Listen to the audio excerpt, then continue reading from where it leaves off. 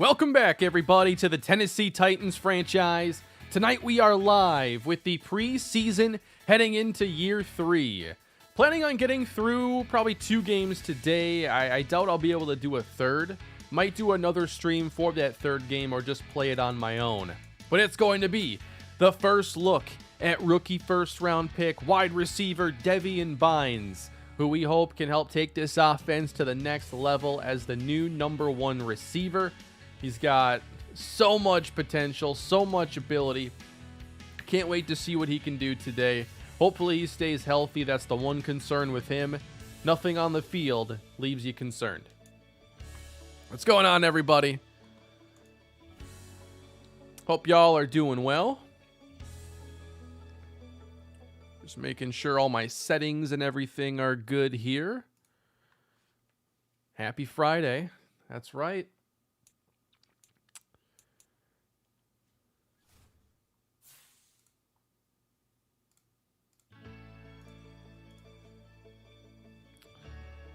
We have more fun with the preseason than I think anybody. Just these streams always end up being a great time as we get to see just what these players can do.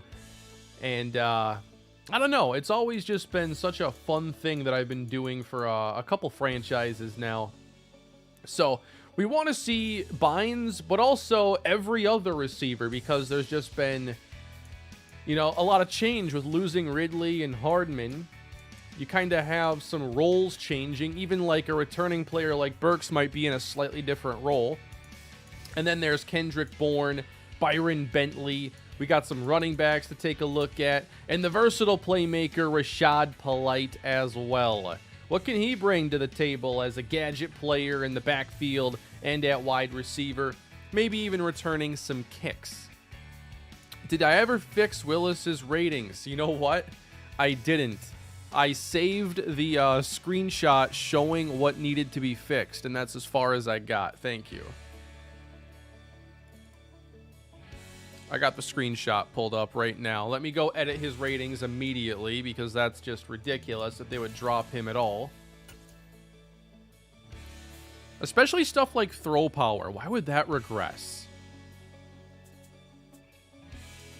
All right, so I'm just going to go in order so I don't miss anything here. It was throw power, back up by 1. Carrying. I mean, the dude fumbles every time he's hit. You want him to fumble even more? Throw on the run needs to go up 1.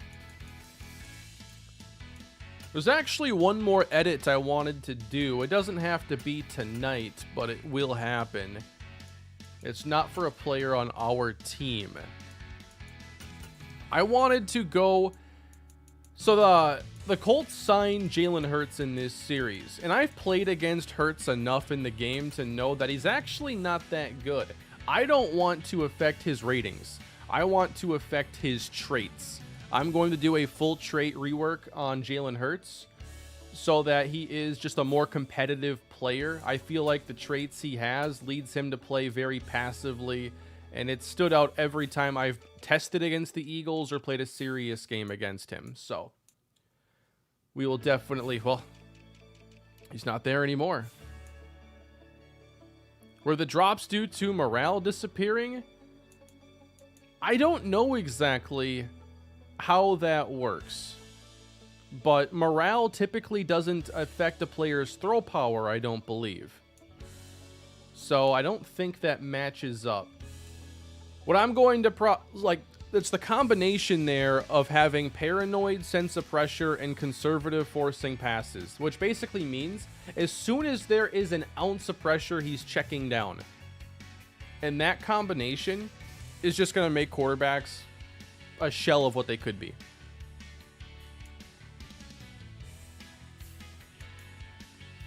Now let's take Sam Ehlinger here for example. He might have positive morale. Forcing his carrying and stuff up? I don't know. But I don't think morale affects throw power is what I was trying to get around to. Alex, thank you for the big super chat here as we get going tonight. Hey, Kane, just saying thanks for all the great streams and content. Been following the channel for years. You do a great job. I appreciate that so much, Alex. As well as from you, Austin, longtime fan. Keep up the great work. Appreciate y'all. We're going to have some fun here. And I feel like, especially with the late season push and the playoff run, like there's more excitement around this series now. I'm certainly looking forward to year 3, and it just seems like we're starting to capture something special with this.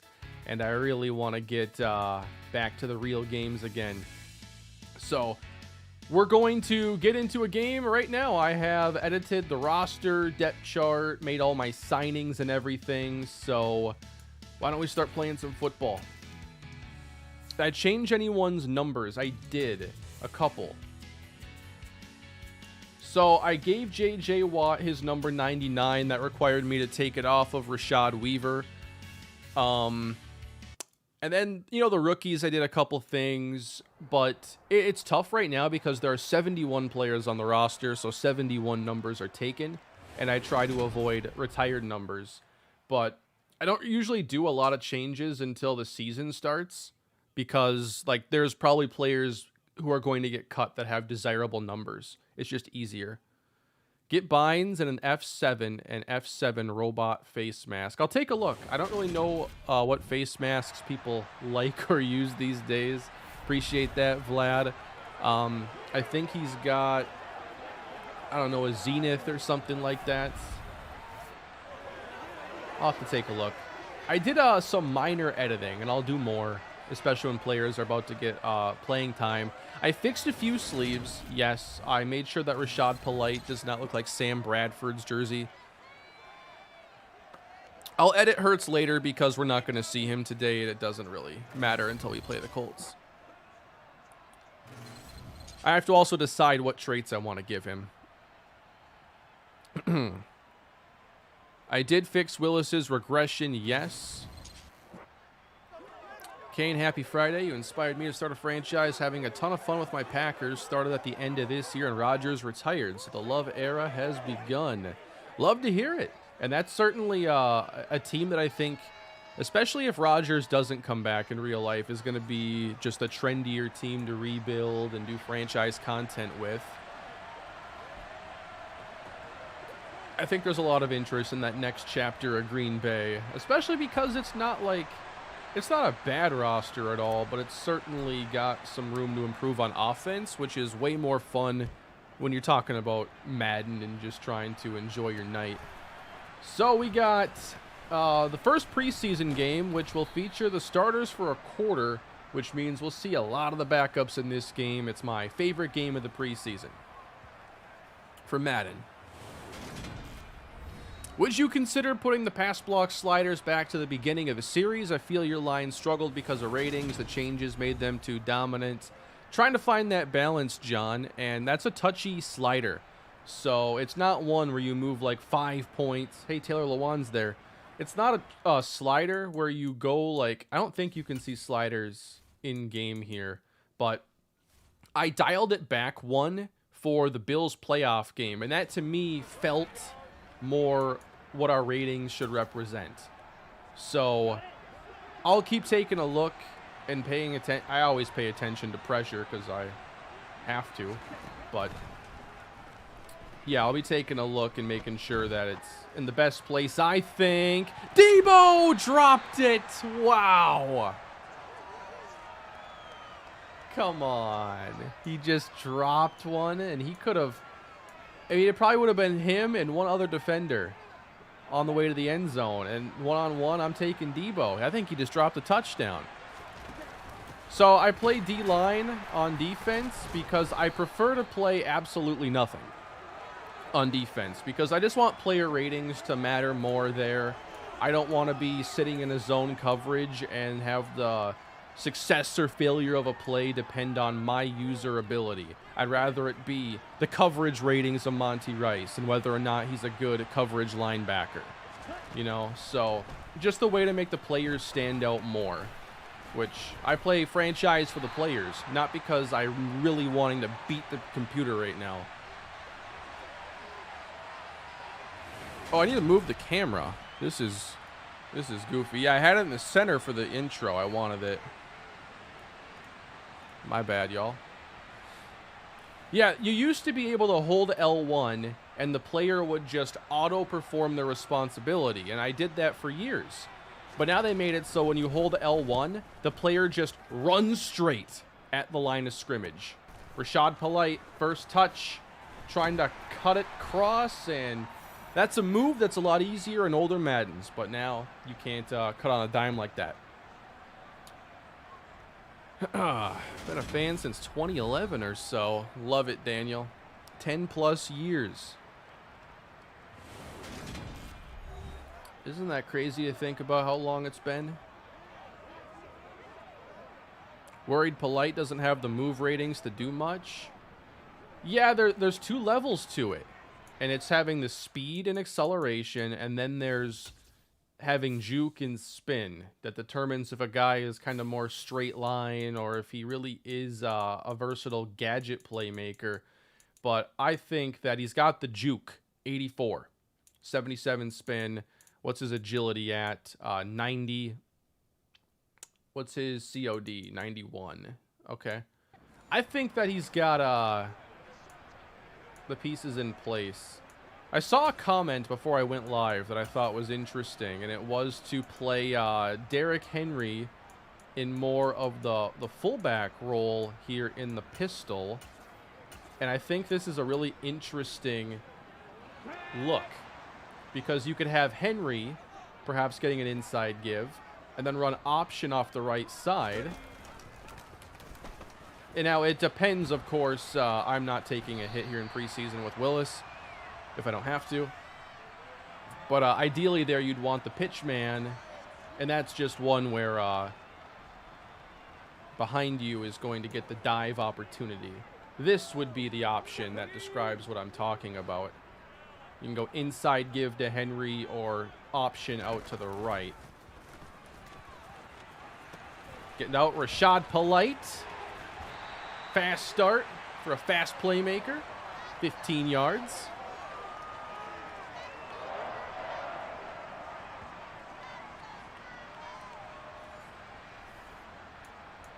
Now, I just wanted to make sure that with him listed as a running back that I can easily put him in, yes, as a receiver. That's why I need to list him that way so that I get the right role. What I might do is move him back to receiver every time he gets an upgrade, just so I can upgrade him the way I want. Yikes. He couldn't get off of Brooks.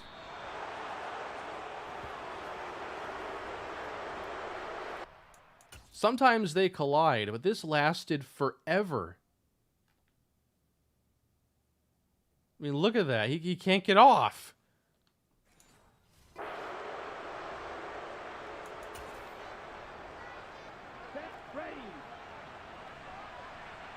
I like the new rebuilt front four. It's actually a pretty different look. Ooh. That throw had some zip behind it.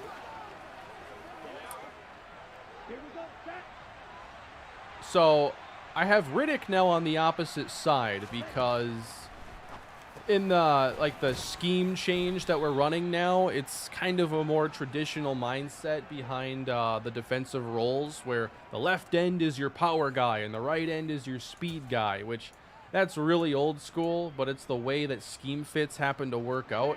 So I have Riddick now on this side, and then it's Rashawn Gary on the opposite. And that means that Cedric Samuel will be more so the backup to Gary than the backup to Riddick. But I might interchange things a little bit.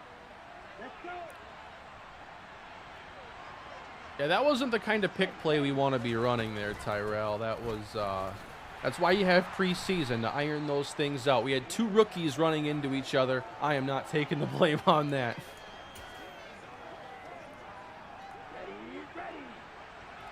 Would I ever change my player traits for, like, say, 2 upgrades? I haven't really given that any thought to changing my players' traits. I just leave that as kind of their personality as a player. I'm open to, like I said earlier, I'm going to change Jalen Hurts' traits because he's not on our team, and I can effectively make him a better player that I think would make the series more enjoyable. just to have a tougher quarterback to play. Because with his current traits, I think that the games against the Colts would be a little easy.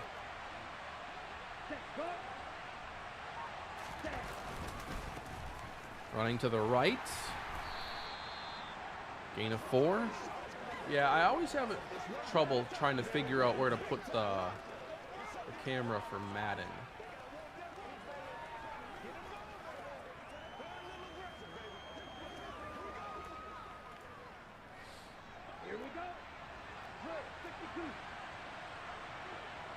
Who's that number 11? Lance Kittle. Nicely done. Would I do a trade for Hollywood Brown? Probably not in this series.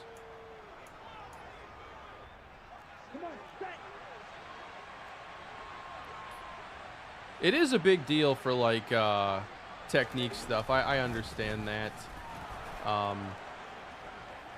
Yeah, like the pass rusher ones you can have, you know, utilize his bull rush or swim move. I'm not really sure how those work because, like, Riddick clearly has no trouble getting to the quarterback and making plays.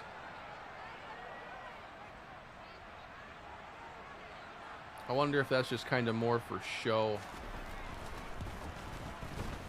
The quarterback ones are more clear because you get a lot of reps just seeing how they handle stuff, and there's only a few different options. So you quickly realize, oh, every time this quarterback faces pressure, they're going to check it down.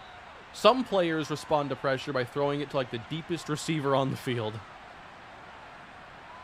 Yeah, Watt and Simmons inside, I think, will improve the run defense and give us at least 2 really good options for pass rush. I'm excited about that duo. We haven't yet gotten the ball to Deveon Bynes. I am ready for MLB spring training. I might actually end up watching some. We'll see what the broadcast situation is like. I wouldn't mind having a game on while editing or working on something.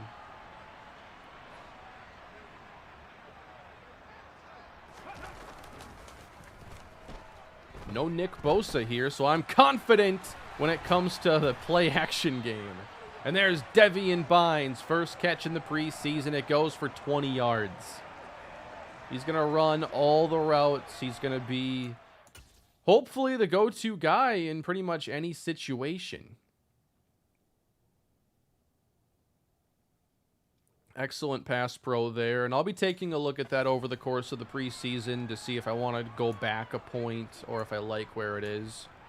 Personnel's gotten a lot better, though.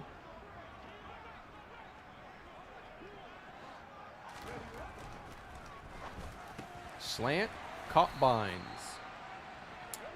Always wondered how you go about setting up pre-snap on defense, whether or not you blitz individually or set zones manually. So I can talk about it more when I'm on defense. I have a few different philosophies depending on the down and distance. I don't like, if I'm going to blitz, say on an early down, I do not see the point in zone blitz on 1st and 10, for instance. Just as like a rule of thumb, I don't do it because a zone blitz is leaving a hole somewhere, and I don't want to give them an open look. So I save zone blitzing for 3rd and medium or longer, where I'm okay, say, having less players or less guarding the flats. You know, I'm willing to sacrifice that to get pressure. I'm not going to sacrifice any of that in zone to give up pressure on 1st down. I will only man blitz. Press coverage, it's kind of matchup focused. And I think that the more of an advantage you have against the opposition, the more you should be in press, because the more stress you're going to put on them to win tight matchups. So there were a couple games late in the season where I just said, all right, we're going to run man coverage until you can beat us. And sometimes they just don't have the talent. Probably going to go for it here. I don't have a video on the sliders that I use, but it's always Matt 10 stuff on the Operation Sports forums. Mine's going to look a little different because I am not on the newest updates. I'm like 5 or 6 updates behind because I like the gameplay and I don't want to mess with it. So my sliders have to be a little bit different.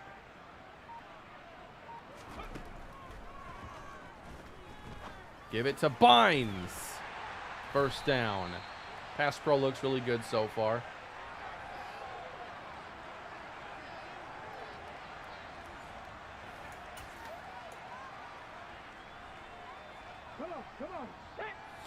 But yeah, I'll go through more of my thoughts when we're actually on defense.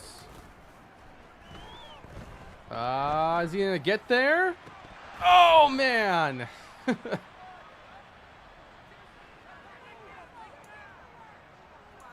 I wanted that one.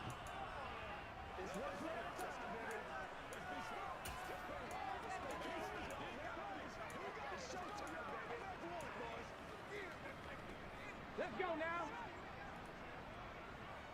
I'm in an online franchise because there have been issues with offline franchise for a number of years.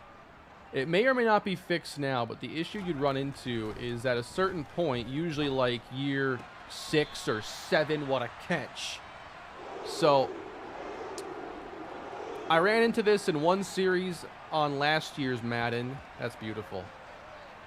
I got to like year 8. I could no longer load my file. I didn't do anything. The file wasn't corrupted. It would attempt to load. It would fail and throw me back to my menu showing off all the files I had. And there was no solution. And it only affected offline franchise. And EA just kind of let it exist for a while. So I can't be offline. Yeah, one-on-one in the hole. Just open the door for him.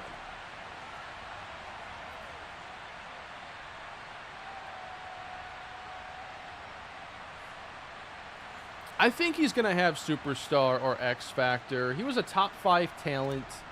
One of the highest rated players in the class.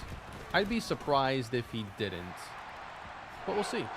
The offline save corruption is not fixed. The modding community in 22 on PC has made a fix, but not for consoles. Thank you, John. I know that some people on Operation Sports were like testing it on console, and I don't know if they ever found a solution in a recent update. I had some people telling me that there was some success there after like the November or December update, but I haven't like tested, and I want to go back to offline so bad. I do not want to be online for my franchise at all. Ooh, we got to him. So yeah, you will see on defense I do like user pass rush, because if I just hold L1, he's not going to do any moves.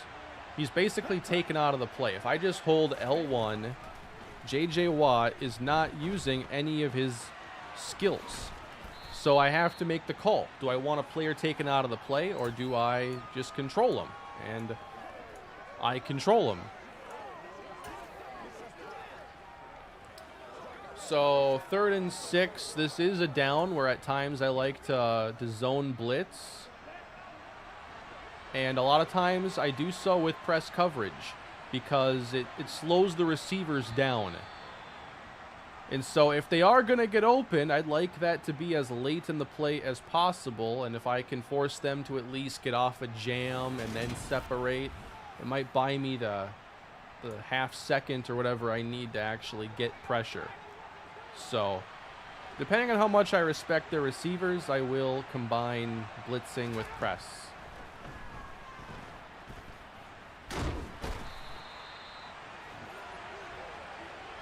Down you go. Consider benching Bynes rest of preseason. Definitely don't want to overdo it, but I'd like to still play with him a bit. For AI versus AI, you know, I don't use sliders for that. You'd have to find a set on Operation Sports that's popular, because for what I do, I have never felt the need of using sliders, and I've done hundreds of games, and I'm very happy with the variety I get in them, so that's where I'm at with that. Tyler Vasquez. I can't wait to see him out there. Hopefully he's a good developmental center.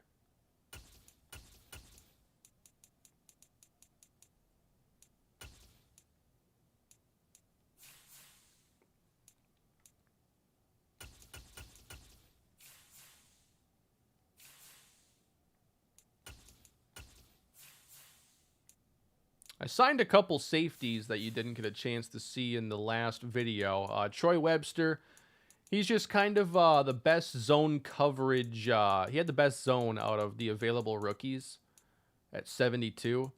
So just kind of a roaming free safety, okay athlete. And then at strong safety, I picked up Chauncey Thomas. He has, I think, more hybrid skill set. No, I think I focused on some of the run stopping then with him. Usually my way of finding undrafted free agents is I'll go and just sort by a rating that I care about and then find like the best at that spot and make sure they kind of fit what I'm looking for. So oftentimes it's like, all right, give me the best short route runner. And then I cross-check it to see, all right, who has like 80 catching? And I assign like the best combination.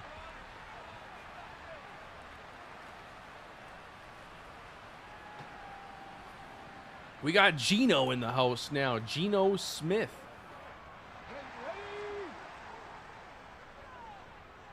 I think I got a cat here in my mouth floating around the air.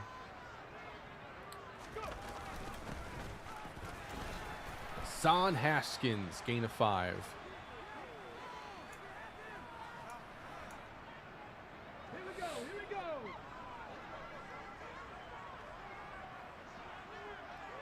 Slow sim was really bad. I feel like 21 was peak. I think in a lot of ways, yeah. You gotta be patient. You gotta make the throw too. Fearless. Anybody see that at the bottom? Fearless. I don't know if I've ever seen that before.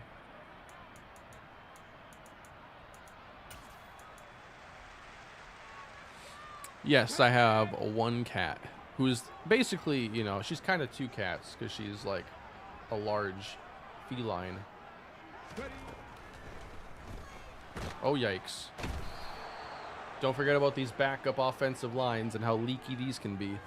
Thoughts on 32-person franchise? Love the idea, but I find that the execution is just...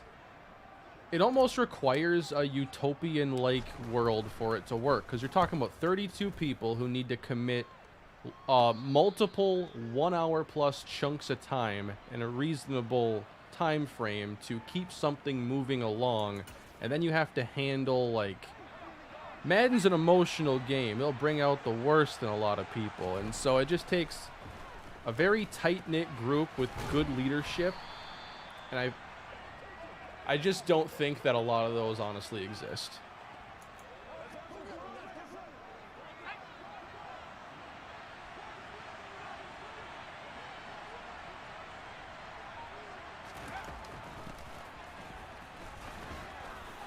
Man, they're running so much of their Debo package.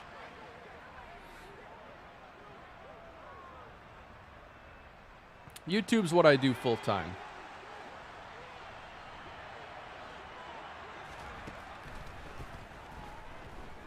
Coverage is, well, tight on everybody but him. Thoughts on the Maximum Football trailer? I think it's good for Madden to have competition since they've had none for so long. Appreciate you, Kane. Thank you, Cameron. I thought their trailer was actually quite impressive. I will definitely be interested when their game drops. Am I remembering this incorrectly? I thought there was going to be some sort of spring release for the game. And that's why they came out with the trailer now.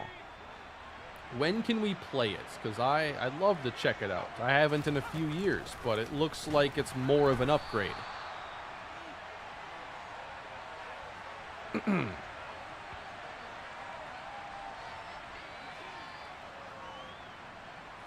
Spring for PC? Well, I guess I'll be trying it out on PC.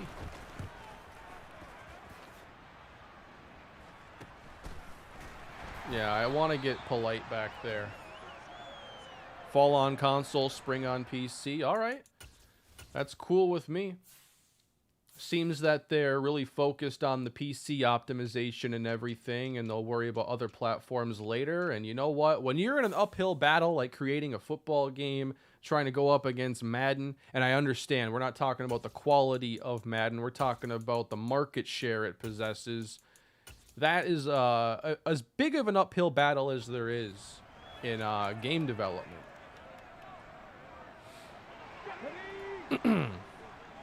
Especially now that you have an entire generation of people that didn't grow up on any other football game.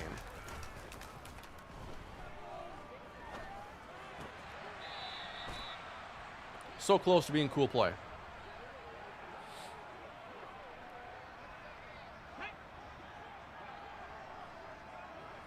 Best features for franchise to make it perfect?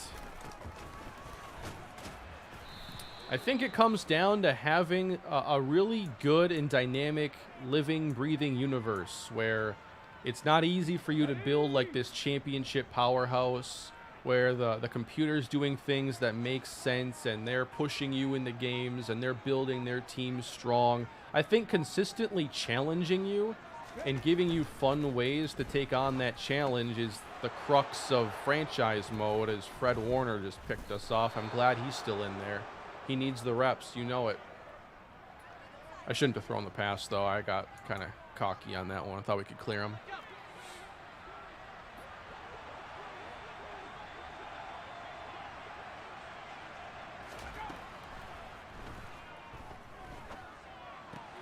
Nice pitch and catch. Good to see you too, Wesley. I want a way to restructure contracts for cap space. Yeah, I think that kind of depth is like sorely missing in this game. Things like undrafted contracts, restricted free agency, exclusive rights free agents, contract negotiations that go beyond, you know, salary and signing bonus. Touchdown, Elijah Mitchell. That was nice.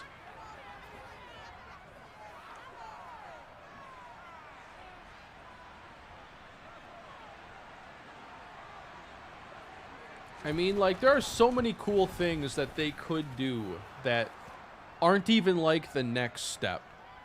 Like, I honestly don't think it would be difficult to create this, but imagine being able to actually watch combine workouts for the players and being able to see like how they move and everything, and being able to get like a deeper look, or getting a Senior Bowl in the game, which Madden used to have a Senior Bowl.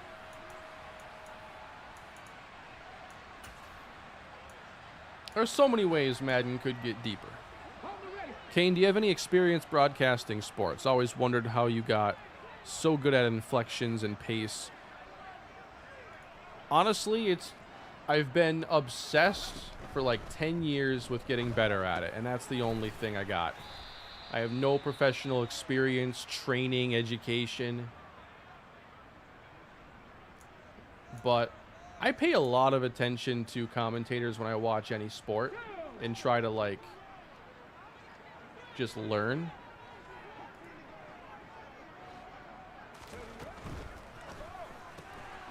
Bubble. First down. When did Madden have the Senior Bowl? Madden 08, I believe, on PS2. They had a college all-star game.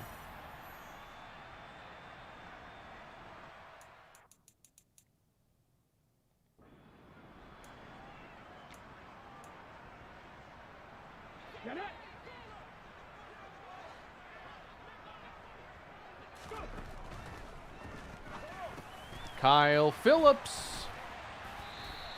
Can he make more of an impact for us this year? It's going to be interesting to see how this receiving core plays out without like a dominant veteran presence. We have Kendrick Bourne, Traylon Burks, of course, and then Deveon Bynes. Give me that. Maybe, just maybe, I'll start throwing it to the running backs a little bit more. I always tell myself I will, but it's just not a huge part of my, not even my plans. It's not even a part of just, I just seem to never get to them. Ooh. Haskins. I think 2K has the best franchise mode, but I think the show has the best gameplay for enjoying franchise mode. I love that game. On the field. I was playing it today. Yep. Since Hurts is in the division, for the sake of competition, can you update his ratings? So I talked about this earlier, Agent, and thank you for the super chat. I'm not going to affect his ratings because I'm not trying to mirror the real life, like, player development as much. But I am going to affect his traits.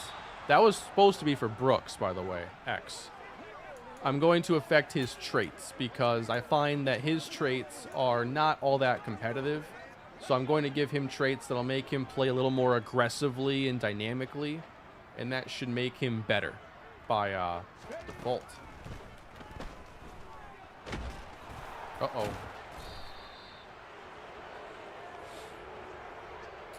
Have you ever thought about playing Madden 11 on the PS3 and 360? Well, the thing is, Madden 11 happens to be like my least favorite Madden of all time. I didn't like that game very much, even though it's kind of what got me started on YouTube. Even with that, oh, not enough. I don't even let that game sit on my shelf behind me. That game had a couple cool things, though. It had the extra point halftime show, the last time Madden really tried in their halftime presentation. It had some cool pregame scenes as well. You'd see fans tailgating. You'd see players in their suits getting off the bus. It had some cool immersive presentation elements. Had an awful kick meter. Had fight for the fumble. And there was no defense in that game.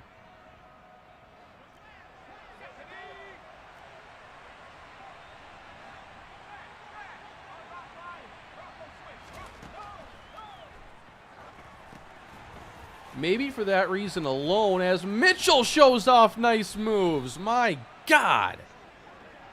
Tackle him. Maybe for that reason alone, I should revisit it. Ooh. Ooh. These guys, why are they so good? Elijah Mitchell and Danny Gray, along with this Costello at quarterback, they're lighting us up right now. Caught. First down. He hasn't even thrown an incompletion.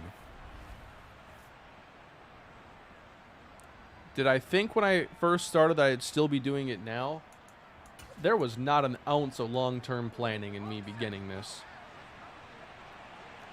Well, and also when I had started, there was no such thing as, like, being a YouTuber for 10 years. The platform was too young. Ooh, that's a fumble. Who's gonna get it? They do. I'm mad.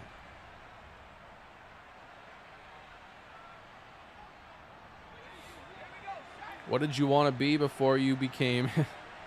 I wouldn't say I'm king of anything. Or Madden YouTube. I was interested in game development.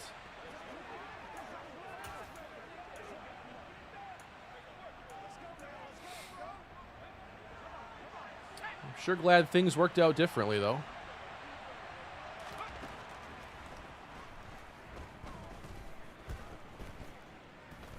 All right, we have an effectively a one-man rush here. Thank you for creating realistic content. Been watching since 2015. We talked before, and I put a lot of your players in my football book series. They've made my protagonist journey elite. You are #1. I think I remember you asking about that. That does ring a bell. I appreciate the super chat, Derek.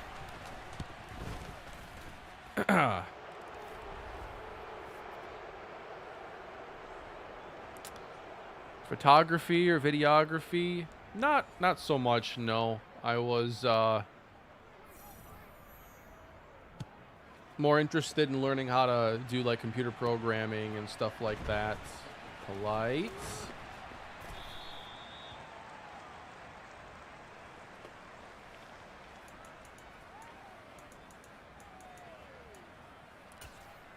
And the programming side of everything, because I did go to school for a lot of this stuff, was a very love-hate relationship. It's one of those things that is so frustrating when you're like confused and learning, but when you know what you're doing, you feel like you can take on the world. Like you know some sort of magic. At least that was how it was for me.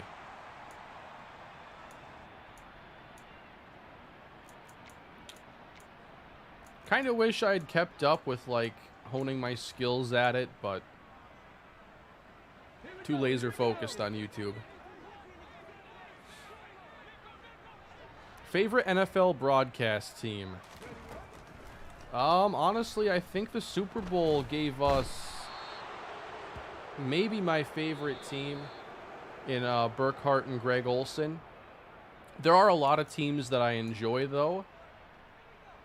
I still really enjoy Nance and Romo. I've actually grown to enjoy Buck and Aikman more than in the past. I think Joe Buck's just gotten a lot better. Al Michaels and, well, now it's Herb Street, which is an odd pair, but I like Al Michaels a lot. His commentary is a little more traditional, and I still think that it's very good. That's not going to get there. What's one more? You know, who cares? Oh, he stays on his feet. He ain't going down. Polite wraps him up, and that might have saved a touchdown.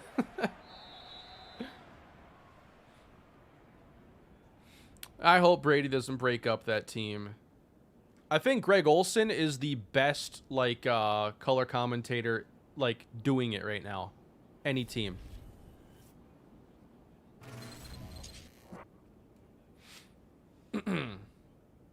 Greg Olson's very good. He shouldn't be a #2. He's better than Romo. Well, I think he's better than everybody right now.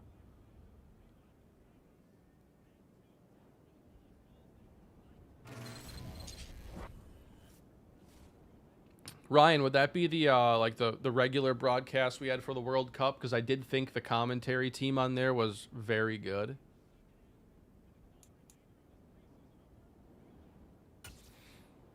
Gus Johnson doesn't really get featured a lot for NFL stuff these days. I feel like I hear him call a couple games here and there, but I don't think he does it full time, which is a shame. I also like Kevin Harlan a lot. His basketball is arguably better than his football, and his like on-field streaker commentary is actually better than all of it.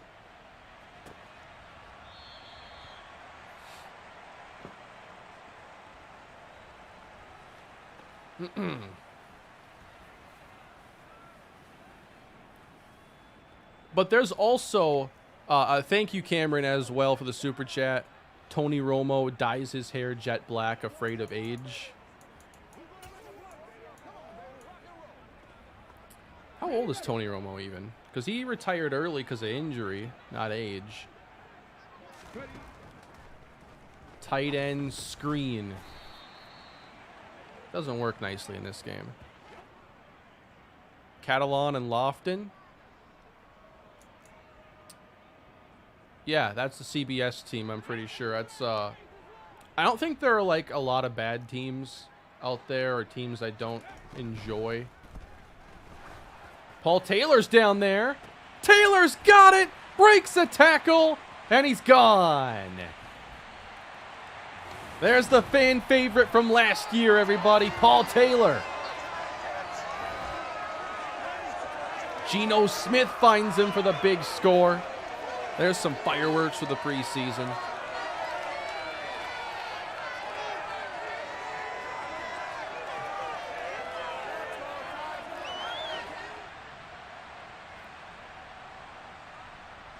He's got 92 speed. Like, that's pretty good for this game. I consider 92 and above to be the fast guys now. You know, 90's a pretty common speed. 91's a step above that.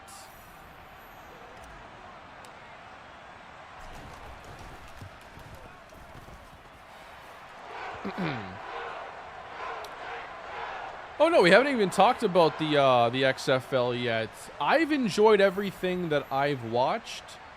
Well, I shouldn't say everything. Like, watching Paxton Lynch get benched wasn't like fun. I missed AJ McCarron last night, apparently helping St. Louis win again. So looks like the XFL is kind of one of their first big storylines of the season.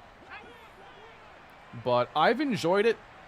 I think a big part of it is it's on a big network with NFL caliber like announcing and production. If it were on True TV with like me on there and like only a couple cameras, that would honestly not work.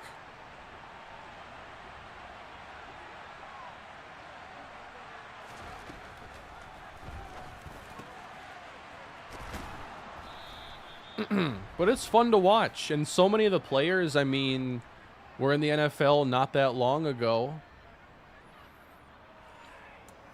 And some of them have a good chance to get back.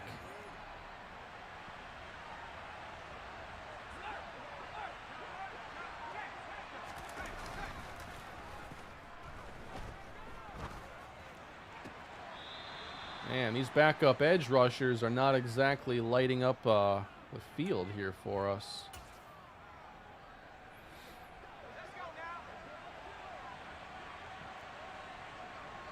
I use your playbook. I love pistol bunch, read option weak. I know what play you're talking about. Yeah, that's it's a good formation, and I like a lot of the passes out of it because you get that three-man bunch, and I think against the zone-heavy defense of the CPU especially, just kind of becomes a game of rock, paper, scissors with the added ability of running the option.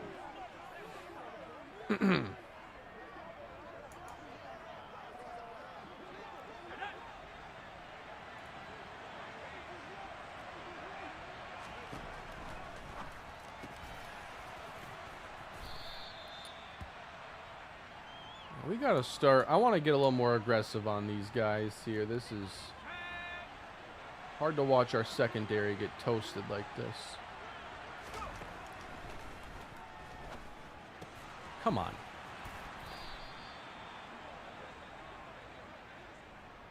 Definitely feel that backup secondary when they enter the game. Derek, I appreciate that. I'm not sure I'd want to be a character.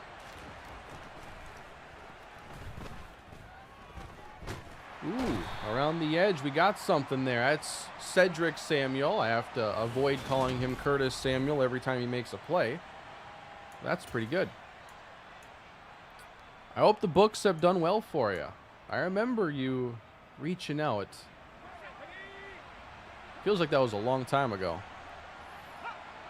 Favorite coaching move so far? You see, I like the head coaching hire of DeMeco Ryans to the Texans a lot, but I like the staff that Frank Reich is putting together in Carolina. It's a little bit of an all-star team, a lot of good experience there.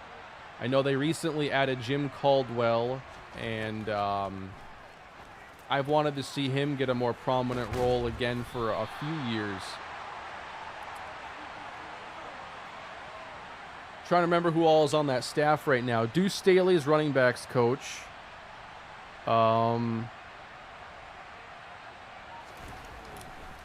They got the Broncos DC. I can't remember. I've only ever read his name. I've never heard it spoken. If it's Aviro or whatever it is. I forget who the OC is.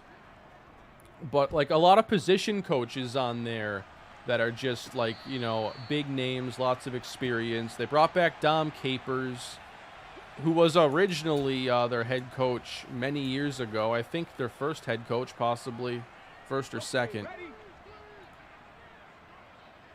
which immediately fits this 3-4 scheme that they're going to be looking to run. Woo, Kyle Phillips. Aviro, gotcha. Appreciate the effort and time you put into your content. Been watching for 10 years and always will as long as you continue. Also, roll Tide. Any Auburn fans in the chat got a problem with that? Thank you, Dalton. What do I think about Bieniemy to the Commanders? You know, I'd like to see him get the head coaching opportunity. And I was kind of thinking about this last night, but like Ron Rivera isn't exactly like the safest head coach. Can we all agree?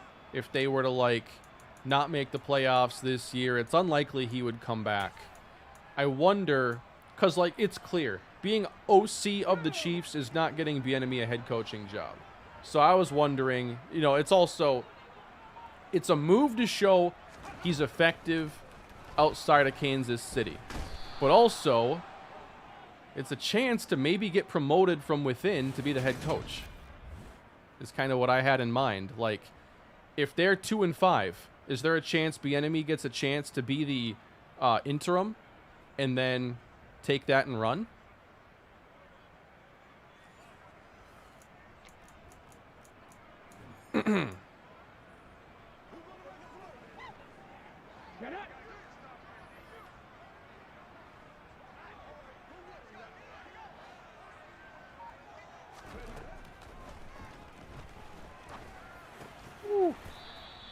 I did try to lateral there at the last second to give it to Paul Taylor.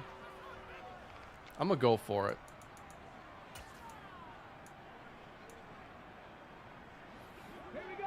Defense slips the slightest bit and Rivera's gone. That's kind of how I feel.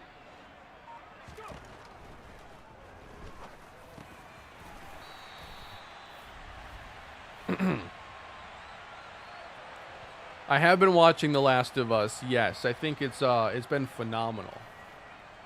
I've also not been running the ball, which happens to me every preseason. I forget about getting the running backs carries.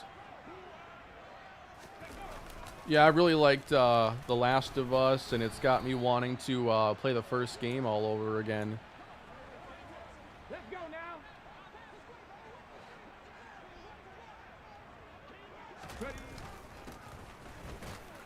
Is the new episode coming out Sunday this week? There's nothing on the schedule that should affect it this time.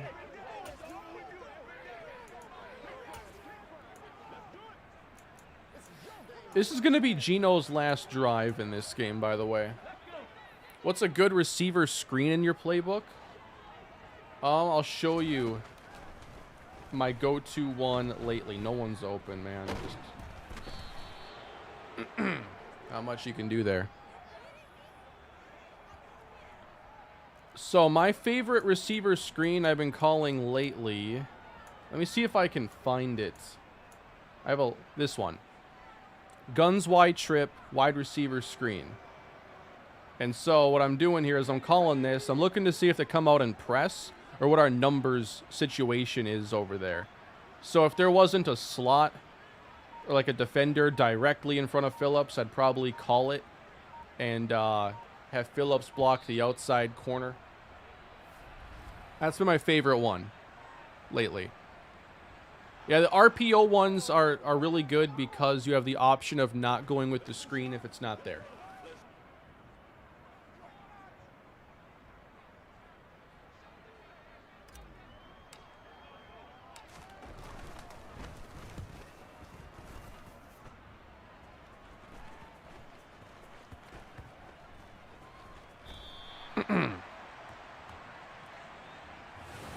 DLC episode this Sunday. Oh, is this one supposed to be like based on Left Behind? Because I still haven't played it. I am the worst when it comes to playing DLC. I haven't played Last of Us Left Behind.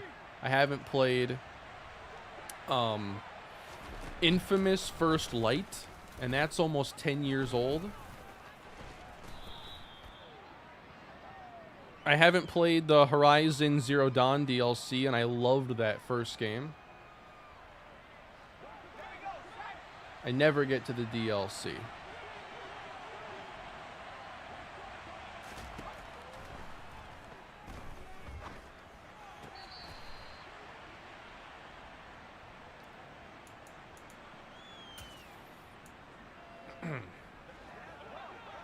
I haven't ever watched a Batman movie or anything. I'm not really into the superhero thing, but I've also never really given it a chance, so I don't know if I'd like it. But I didn't grow up on superheroes, so like the last 10 years where everything has been superhero related, and then you got like the Turtles coming back and being super popular. I never watched any of that stuff as a kid.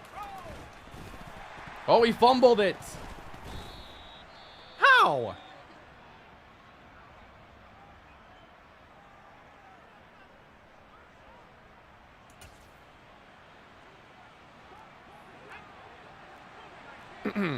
The one I'm willing to give a chance right now is Spider-Man, because if I happen to like it a lot, I know there's some really good games out there, maybe by one of my favorite developers that I haven't played, so. And Spider-Man, just on the surface to me, is the one superhero where it's like, you know what, he's actually kind of cool. But I don't even know, like, there's so many superheroes now. Like, in my head, it's just Spider-Man, Batman, Superman. But I know there's, like, so many now.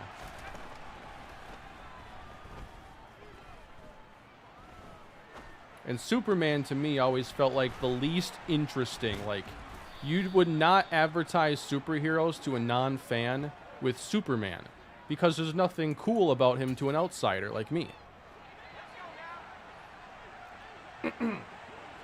No, I've never played the Arkham games either, so there's also a chance that I'd like to get into Batman and then play the games.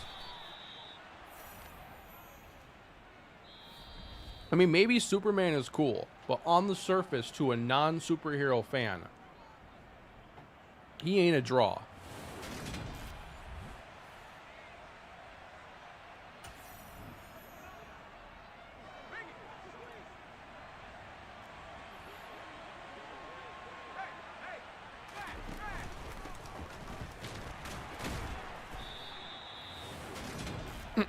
I used to watch a little bit of Dragon Ball, but I really wasn't into it. And when I was young, the cable package that we had didn't have Cartoon Network, so I didn't get to watch a lot of the stuff that was on there. So I grew up with a lot more Nickelodeon.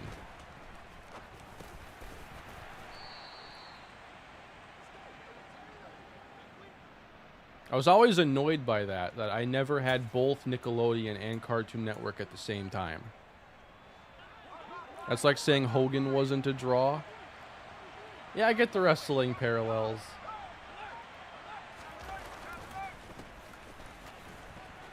I'll have to give it a chance. I'll pretty much try anything.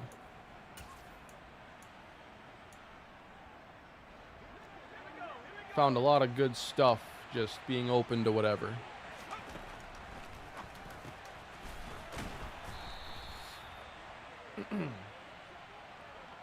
Game I'm playing right now in a series I had never played before that I am loving. Like a Dragon. It's available right now on the PS Plus like catalog.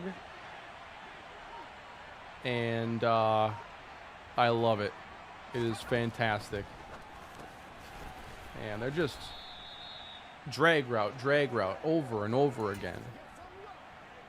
I do some pre-snap adjustments, but it's usually just press, and then oftentimes, like, do I want the coverage to be focused on the flats, or do I want them to play off and give them the flats? It's really all I think about. What about Star Wars? That's another one. I wasn't exposed to it as a kid. So there's a whole bunch of content out there that I could get into if I happen to like the movies.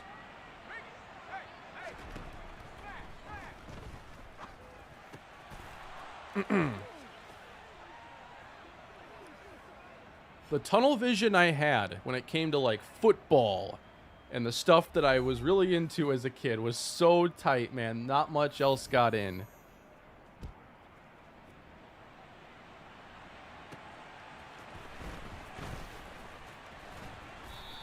All right, we're redoing this depth chart.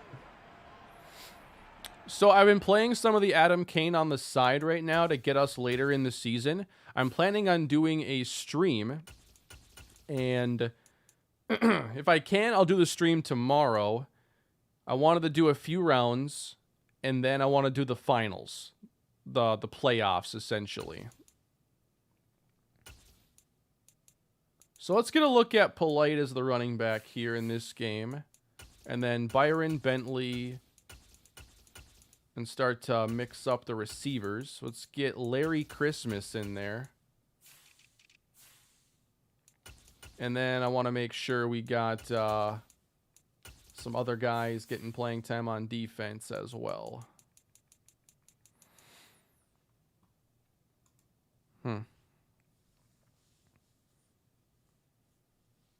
If you like deck building games, Inscription is such a good game. I've actually not really been into deck building games. Like, I haven't really played them, but I really like the idea of it. You know, I used to play like Yu-Gi-Oh and stuff like that, so I've been interested in a game that's a good deck builder kind of game. I know Slay the Spire is really popular, but it's more of like a roguelike card game, not like a persistent card game.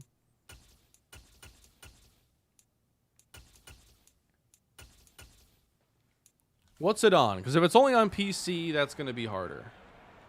And how did you spell it?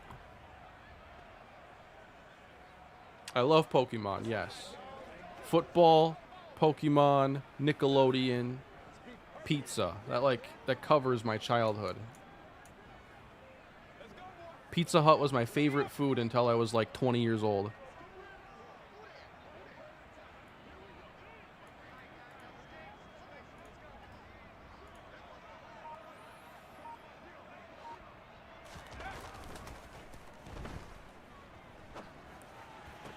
Nice throw. We got Brian Kowalski in there now. Inscription. Oh, it's on a bunch of platforms. Ooh.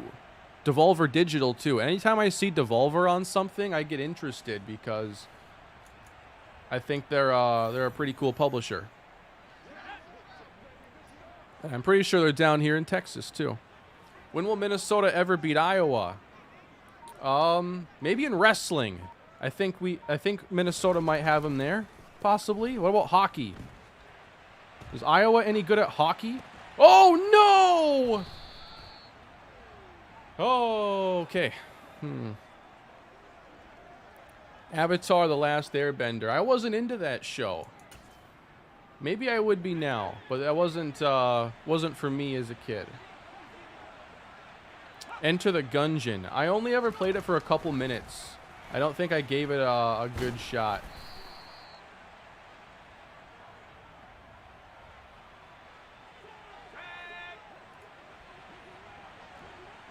But I've seen gameplay for it, and I imagine I would really like it. It was on Xbox Game Pass, and I tried it there briefly, but I think I realized, like, I want to play this on a different platform, and I just haven't put it on Switch or anything. Not really into MMA or boxing, no. I can't even remember the last time I watched a fight.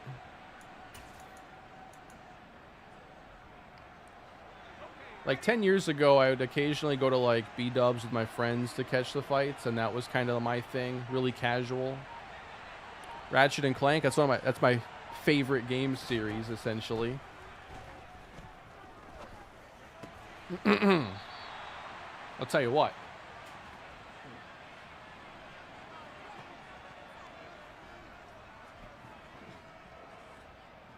I wouldn't have this if I weren't a massive Ratchet and Clank fan. This was very expensive because it's an imported copy of Ratchet and Clank Quest for Booty. It's a expansion-y standalone game. European-only physical release.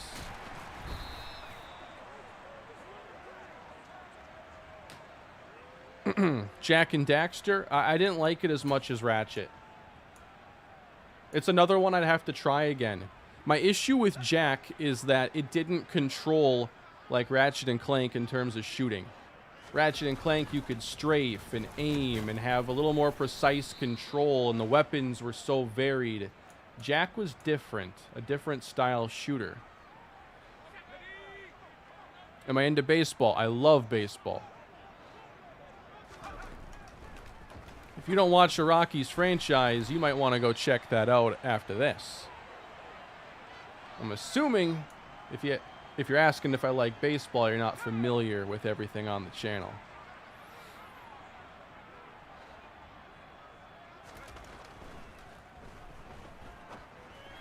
What was that throw? Like, that animation just looks so awkward.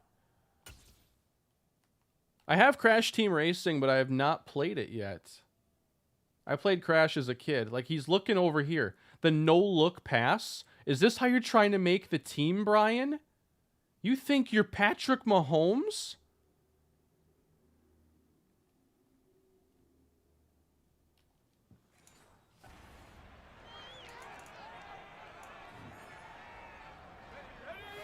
Definitely Matt 10. Yes. I would recommend his sliders. Any Madden. Any day of the week.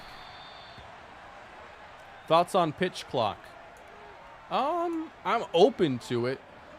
I think that it's something that after a while could be a really good change for the game. Yeah, we got pressure coming. I want out.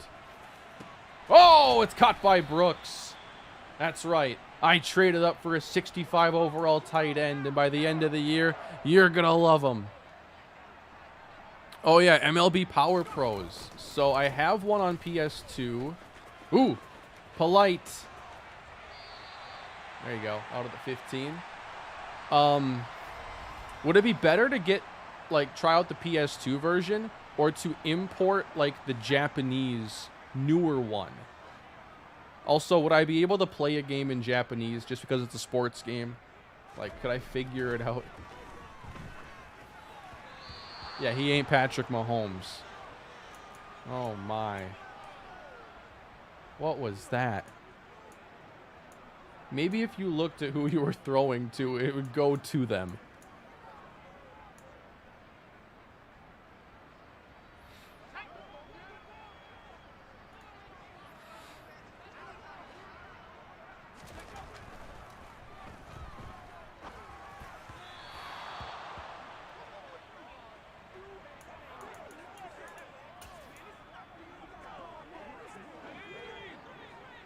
I love backyard baseball and football. Baseball more. Because my computer ran poorly when I would try to play backyard football. It would play in like slow motion. Because my computer was so slow. But I could play backyard baseball really well. I remember losing my first championship on that game. Heartbreaking moment.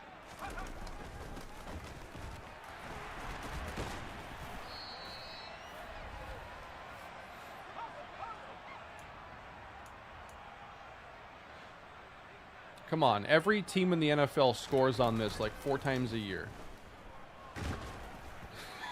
That didn't work.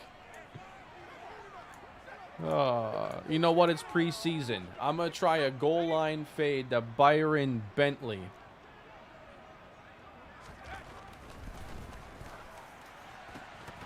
Oh, he almost had it too. That would have been sweet.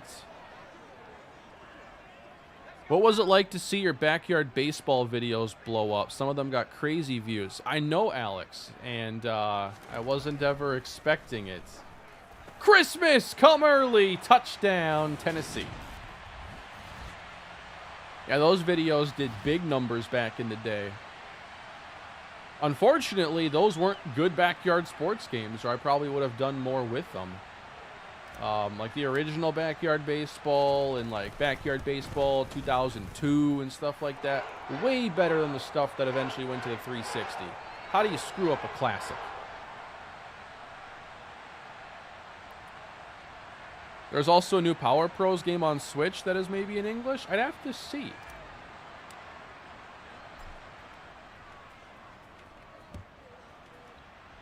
I haven't looked on Switch. I've looked on PS4, and there are a couple that are out there that are a couple years old. There's also a game that went on the PS Store like last week. It's $1. And I think it's like a Power Pros World Baseball Classic game. It's literally 99 cents.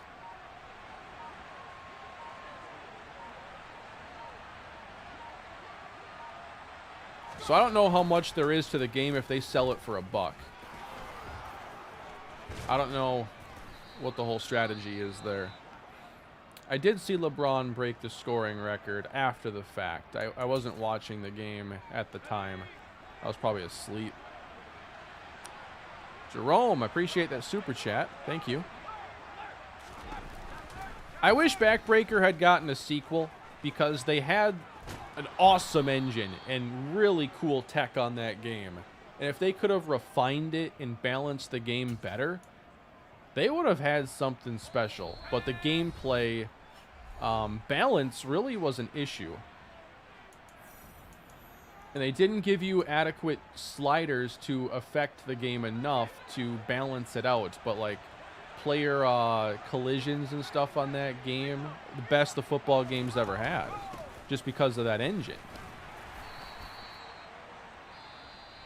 Do you buy the notion that Madden 24 is critical? Yeah, so a report came out earlier this week. Thank you, Wesley, for the super chat.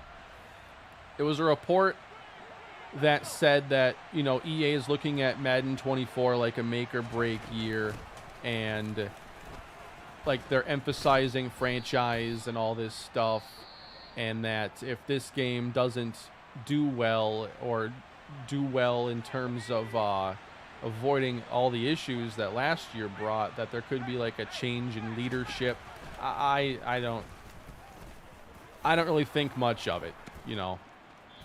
Maybe not, but what I think is going to happen is that they know franchise fans got a very bad game this year. And we got a game that was broken for months. And I know they're going to attempt to at least market 24 like it's going to be a better experience. So I'm expecting anything they have for 24 is going to get a huge push. And it's going to be meant to look like the biggest thing they've ever done. I don't think it's going to be a revolutionary Madden game. I don't think it would be even if they wanted it to, because there's only so much you can do in a year.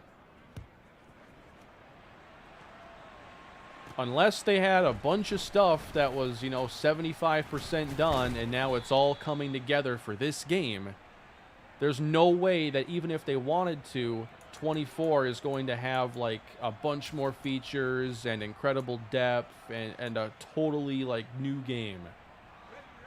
Hopefully it works, but I think that franchise is going to get a lot of the marketing this year just because the sentiment and everything is so bad after issues on 23 that should have gotten them even more backlash from the wider gaming media and everything.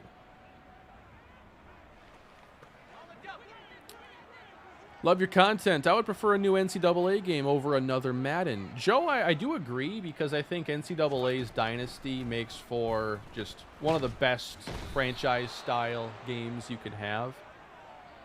And I just want something fresh in that space. 2024 is supposed to be when we get it from EA.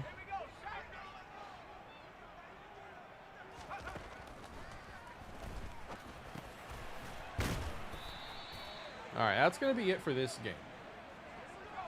Maybe I get one more play out.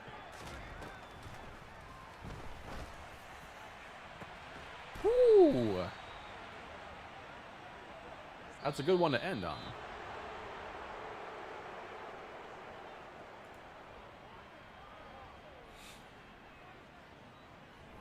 Yeah, Madden sim stats are really bad. They've been really bad for like almost a full decade now. It needs to be completely redone.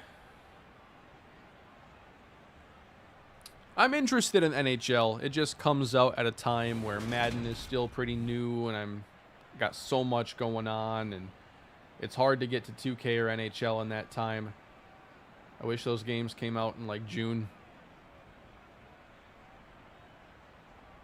Will I get the show 23? Absolutely.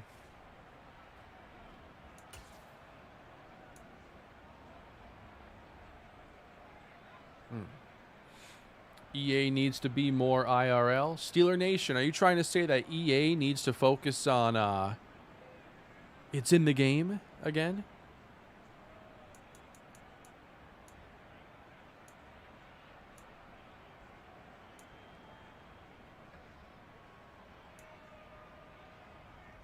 Just looking at the workload here and trying to figure out what I want to do in Game 2. Definitely get the other undrafted quarterbacks some snaps. And mix in more runs and running backs.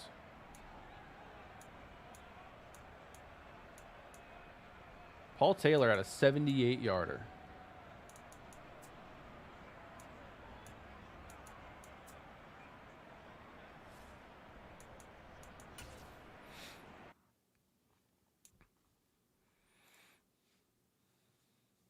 Oh, UTSA.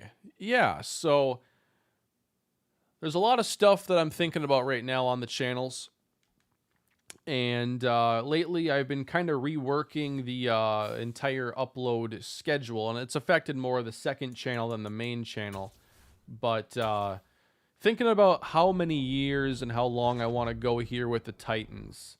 And, you know, just the pace we're on and everything. And we're just now getting to year 3. What I may do after this current Rockies season is like take a month or so and only do Titans on this channel to speed it up a little bit before I get back to UTSA. Because with UTSA, I'm not really on a timeline or a deadline of any kind. So I'm debating like, is it better to wait closer to college football season to bring that back? And then like focus primarily on the Titans because it might be the difference in me squeezing out an extra season or two. It might be something I do. So another UTSA season's going to happen, but it might be a little bit longer wait because I like where this series is at the moment. And it's the best series I have going now as far as views and engagement. Madden 09 franchise is way better than now. I did a Madden 09 franchise on my second channel 2-3 years ago because it had some really cool features in there I wanted to play with. It was fun. Thank you for the super chat again.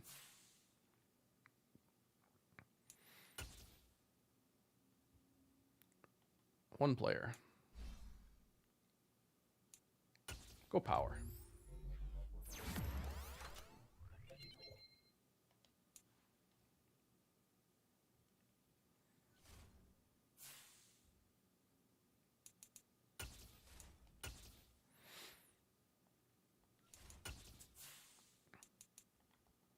All right, taking on the Cardinals now.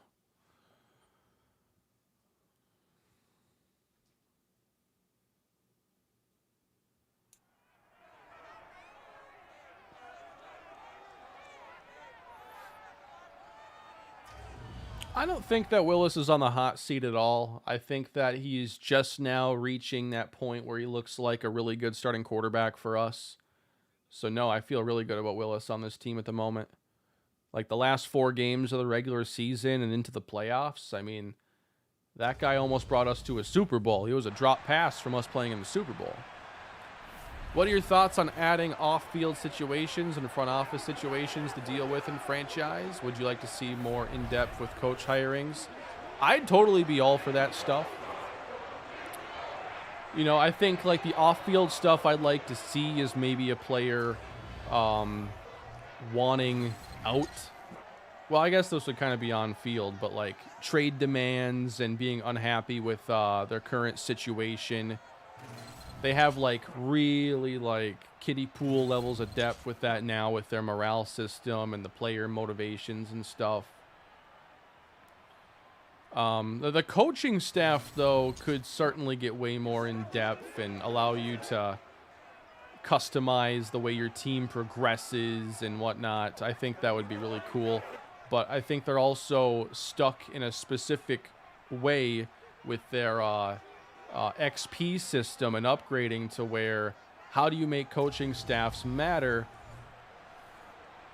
You have to basically either increase their ratings or increase their XP. That's all you can kind of do.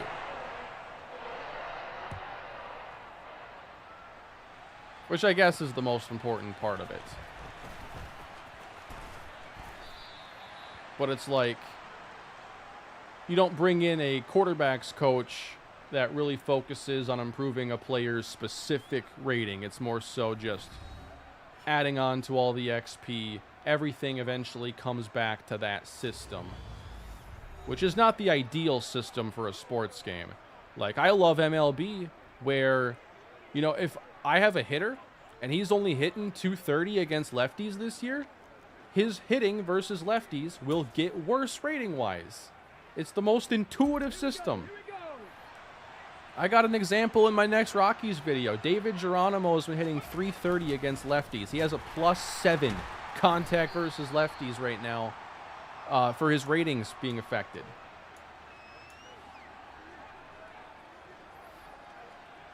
Ed, I appreciate you becoming a member on the channel. There will be a channel member live stream Monday night, 5:30 p.m. It's a stream I do every month with the channel members where I talk about some changes coming to the channel and where I bounce some ideas off and usually get some gameplay for like the Rockies franchise or play something random.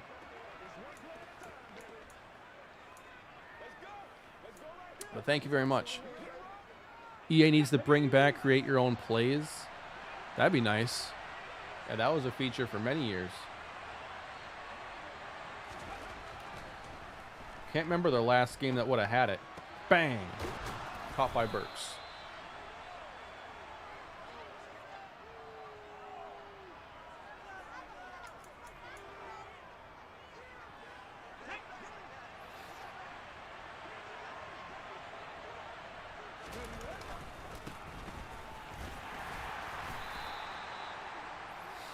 I think my main issue with the XP bucket system for Madden is that there's so much that goes into a player's skill set. Like at wide receiver, there's catching the ball, there's route running, there's what you do after the catch, there's getting off the line. There's a lot of elements at play. And I get they have like different archetypes and everything. But I think something more intuitive based on their on-field play, like for instance, the current system doesn't allow for a clean regression of ratings because they have it primarily just due to age. If I have a player who suddenly dropped 8 passes this year, it should make sense for his catching to be lower. He just dropped 7 passes. And the way MLB The Show works, it would go down. Just like I said earlier, if you're hitting 170 versus lefties, your ratings will be impacted by your on-field performance. That's my biggest problem. Ooh. Madden basically rewards you for any positive on-field performance, but they don't do anything about the negative. I was trying to get into the best spot for Willis to throw that ball accurately. I didn't think he could throw it with his momentum moving left as much. I like to turn upfield a little bit before letting that one go. Yikes.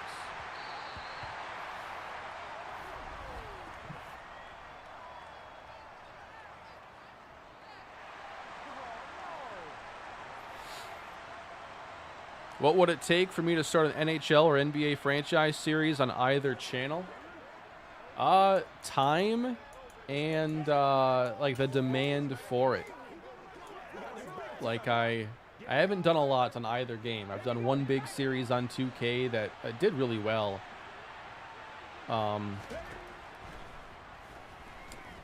Oop, trying to get away. Still going. Willis is still on his feet. He almost got tackled like 5 times.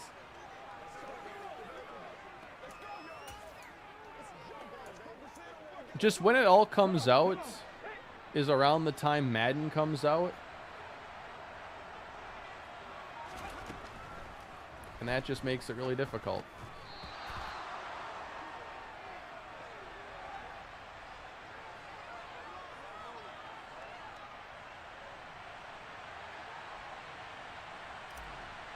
I want to try at least one good distance field goal with him here. No problem. Yeah, so my plan with MLB 23 is to give a try at baseball franchise content on the second channel.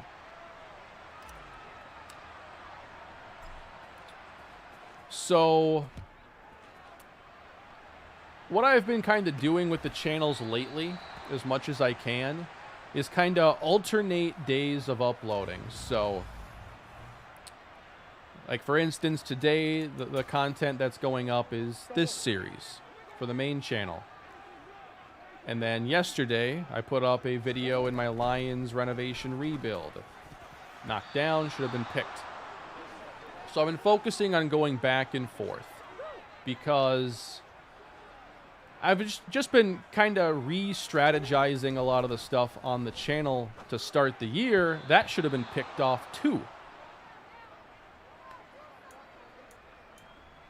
And one thing that I was thinking about is that, you know, it doesn't make a lot of sense at all for me to post a video on both channels. Intercepted! Kyler Murray just giving us the rock. It doesn't make sense to upload videos on both channels and then post nothing the next day. Why would I have 2 videos across my channels cannibalizing each other and then post nothing the next day? And so that was the crux of it. Is I wanted to, like, all right, let's just alternate one at a time. And then if I get extra videos done, then we double up. But it never makes sense to go 2 one day and none the next. And I've liked it because it's given me the chance to focus a little bit more on some of this time-consuming content, which the Lions series I've been working on has been more time-consuming. Bang!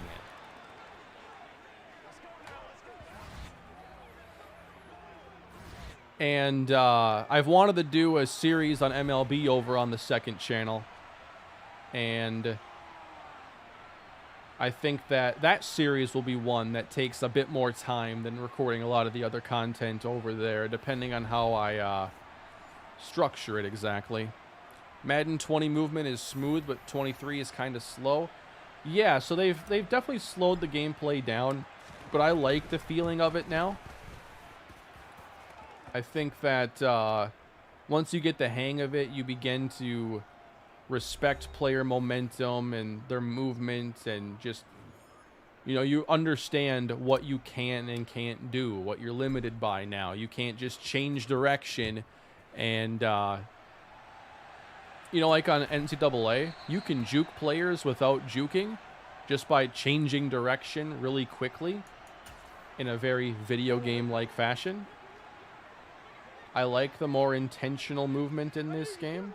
I think the fast guys stand out a bit better because it allows them to better differentiate change of direction and acceleration. For your Vikings franchise, you should consider jumping to a new team, but instead of the worst team, one with a veteran quarterback that hasn't won a Super Bowl to get them over the top. Interesting idea. I'm still going through what I want to do with that series, both short and long term, because we've kind of accomplished our goals in record time. Down goes Rondale. Would like to see a Falcons or Steelers rebuild. I like both teams for rebuild going into the next Madden. A lot.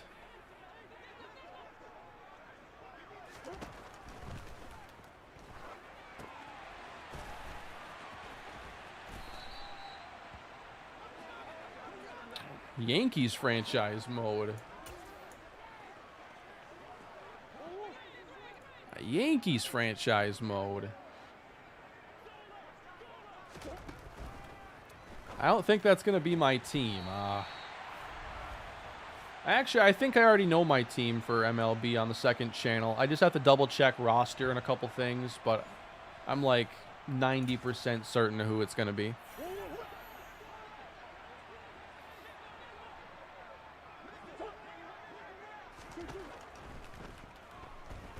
Oh, Gary goes down. Kyler goes deep, and it's knocked away by Caleb Farley.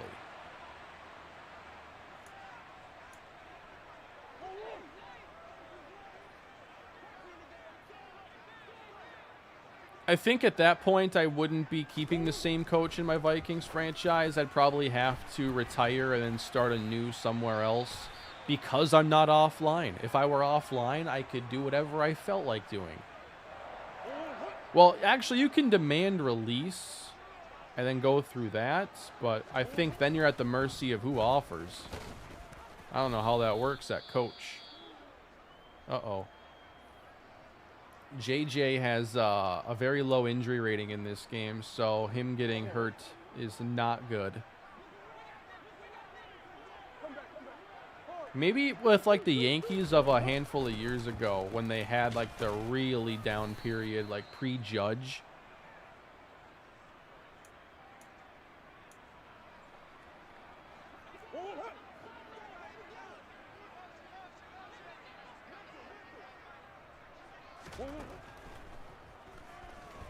Why is Gary down there? I don't think he's supposed to be in coverage.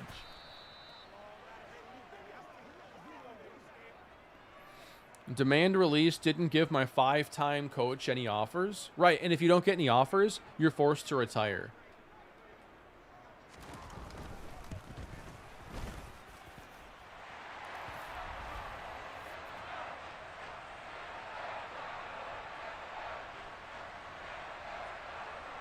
Any advice about playing 3-4 in Madden? Be aware of when you're playing man coverage out of base, because you don't want your edge rushers in man coverage on like really good tight ends, because that's the biggest mismatch you can possibly have. Honestly, like I love the 3-4 for run defenses. I think just the way the gaps get set up, if you run blitz, especially like a good 3-4 team that run blitzes is so hard to beat. You basically, only way to beat it is to pass.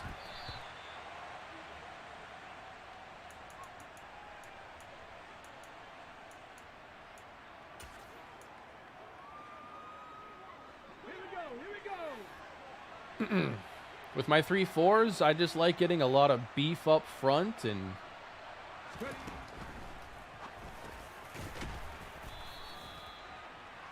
make it so the guards have a hard time getting to the second level. And then just be careful and make note of when you're dropping your pass rushers into coverage.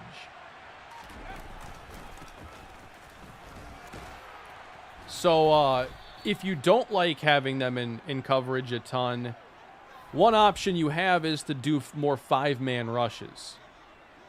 And to do so primarily out of man coverage. So with a 3-4 defense, I like to build a man scheme out of it. And then a heavy blitz scheme too, that all it's going to do is you're going to have your 3 down linemen and then your 2 edge rushers on either side, and you're just going to fire those 5 like over and over again and play cover 1 man behind it. I do that a lot in this series. Getting Kendrick Bourne involved.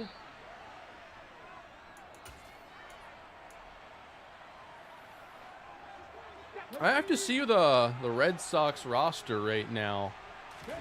What are expectations of Boston right now? I know there's a little buyer's remorse on the Story deal. They lost Bogarts. So, what's like their Vegas projection right now? Is it like 84 wins or something? 75? That's pretty low for a Boston team.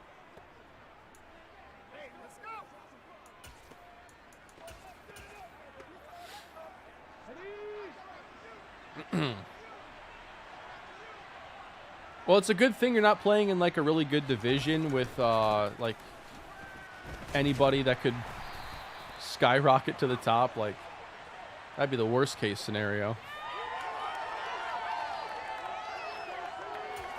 I almost ended up breaking that one the other way with Rashad Polite just now. Line is at 78.5. Yeah, it's a competitive division too, so I think in another division it might be a little bit higher, but you gotta play the Yankees, Rays, O's all the time, so. Now, is this the year they're kicking in the schedule where they're playing less division games and everybody plays everybody in the league, or is that next year? Because I'm ready for that. These like really focused division schedules to me aren't my kind of thing. I know it's how baseball's always been, but I'm just not a fan. This year, sweet.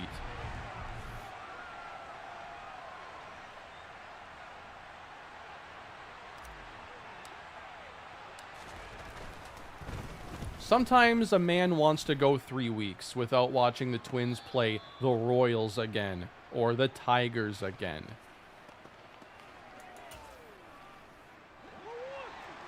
You think EA trashes the Steelers? How so?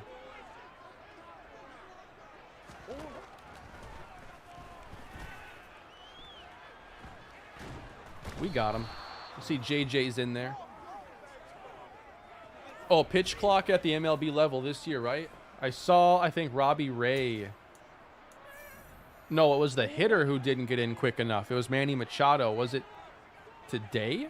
Did they play a spring training game today? What did I see on Twitter? Dude, he's thrown 3 should have been picks to linebackers.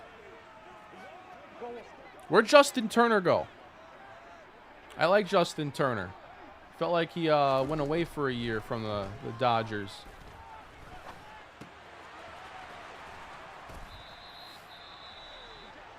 Red Sox? You playing third base or DH?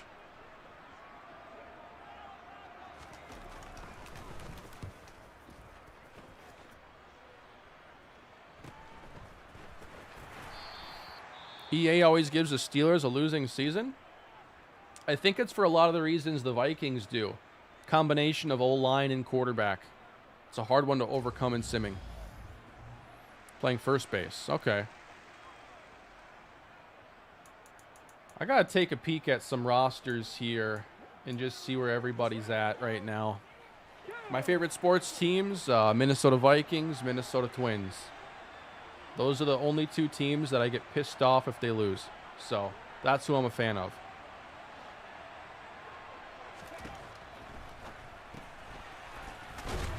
Ooh, collision.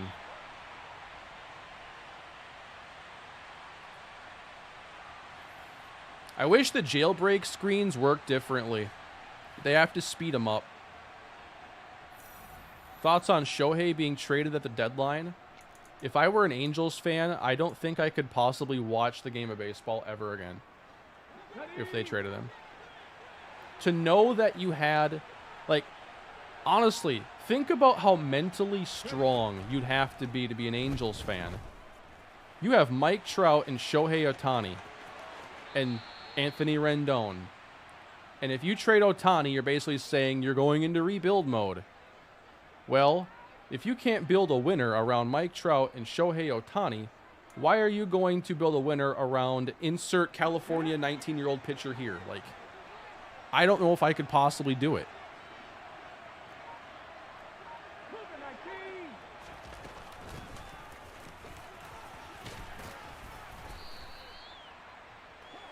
Oh, and the team cross town? Yeah, they just like win all the time and all their moves pay off.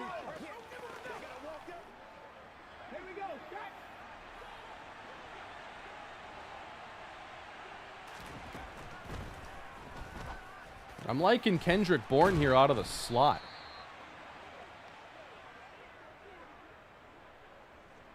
I agree. The schemes and playbooks have way too much effect in this game.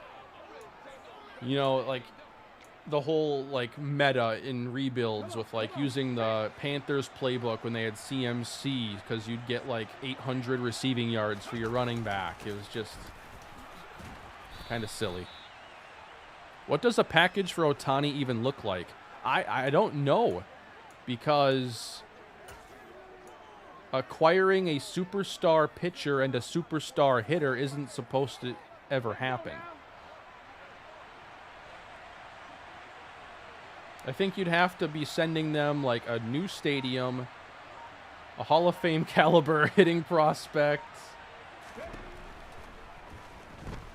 2 best pitching prospects,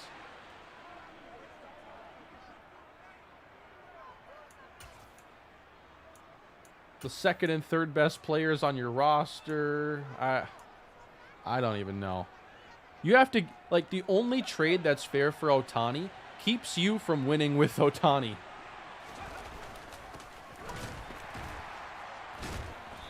Like the Twins, if they were to swing the deal, it'd be, you know, Buxton, Correa, Royce Lewis, Pablo Lopez, and that wouldn't... I don't even know. It's a very difficult hypothetical. I'd like for the Angels to just, like, be a pretty good team. Win, like, 88 games. Is that enough? Be the Mariners. Can you just be the Mariners? Ah.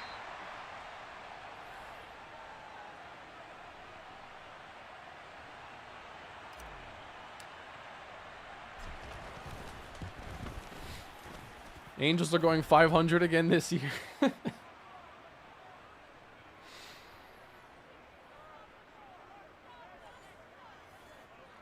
Shout out to anybody who's a fan of both the Angels and the, like, Raiders.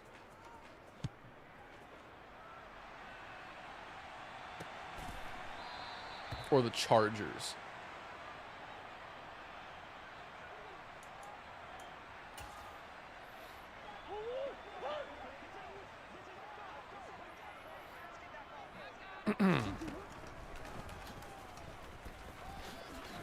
That was a design draw. That was a good one, too. I don't like players being meta, but what about a situation like Kyle Pitts and Drake London for the Falcons? They both should have been 1,000-yarders.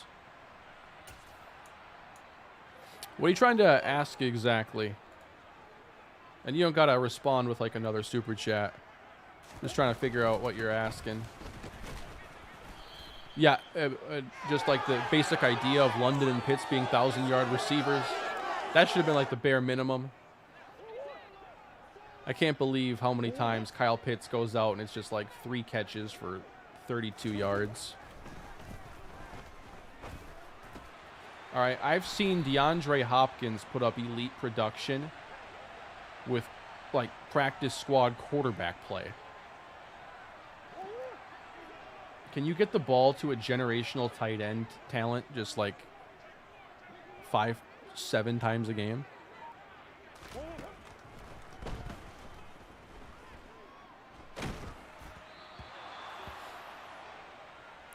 I don't know if I'll get around to custom draft classes in this series, especially full ones.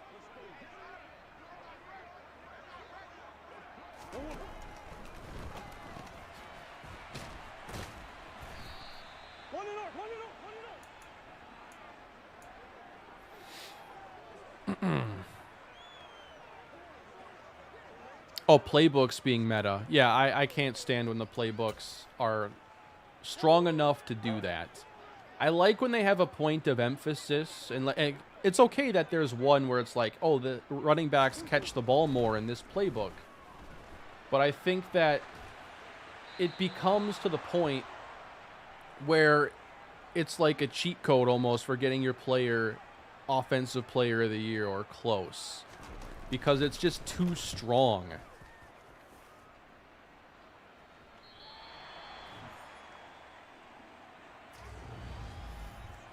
How much money will Justin Jefferson get per year? 32? I don't know. It's going to be a lot of money. Devontae Adams plus like 3 a year. What would that equal?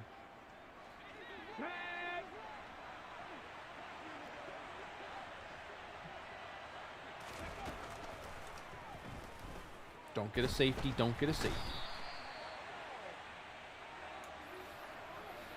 Oh, man. You know what? We should do an experiment. Like, there's something about Zeke and the Cowboys and Madden. If I made a created player and he was like 50 overall, but I named him Ezekiel Elliott, would he just magically run for 1,600 yards because, like, Madden's designed for him to be the next Emmitt Smith? Yes, I'm still good friends with Blackjack.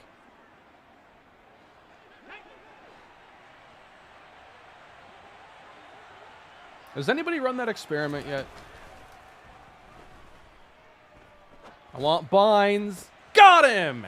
Oh, there he goes! And he almost broke it. Deveon Bynes. Out to the 42.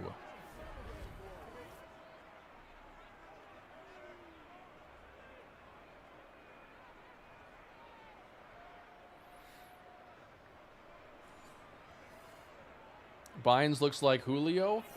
Like, honestly, his ratings are very close to, like, young Julio Jones. Which is to say he's really athletic and can do everything.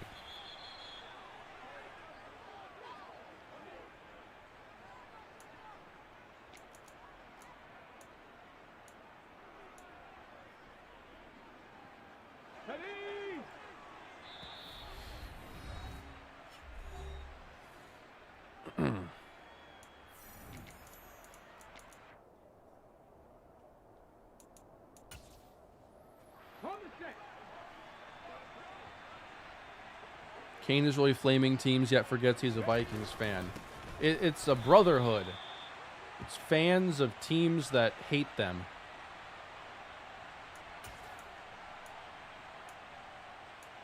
I know it when I see it because I've lived it.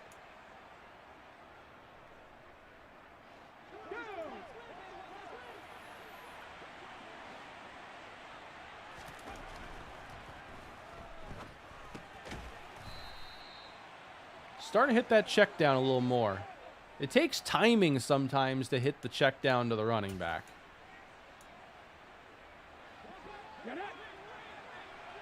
Yeah, Baker's on the Vikings in this series. He went there, I think, after year 1.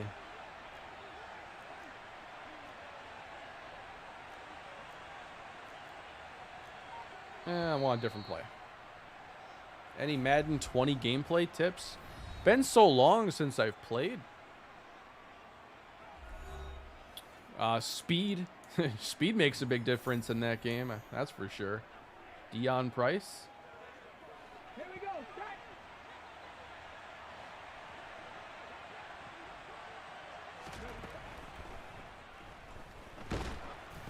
That was meant to be thrown to Kendrick Bourne.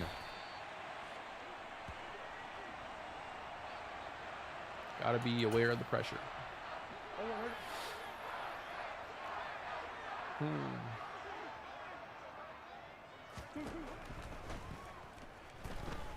Kyler. Yeah, I keep giving him that one. I'm gonna mix up my calls. I'm tired of giving him that. Favorite franchise moment? Man. I think in relatively recent history, it's got to be the run that we went on in the Broncos where DeAndre Hopkins made that ridiculous catch against the Texans, and we just We pulled off some crazy things to go to the Super Bowl in that season.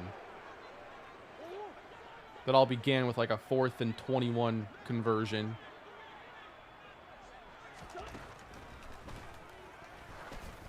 Kyler's deep ball is knocked away. Excellent positioning.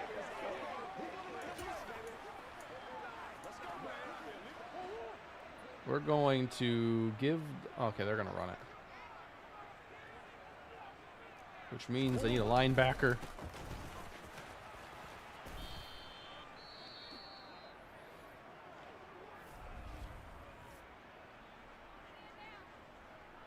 That was something. That was something, Evan. I remember that. Walk-off safety in the Vikes franchise. That was one of the first big moments on the channel.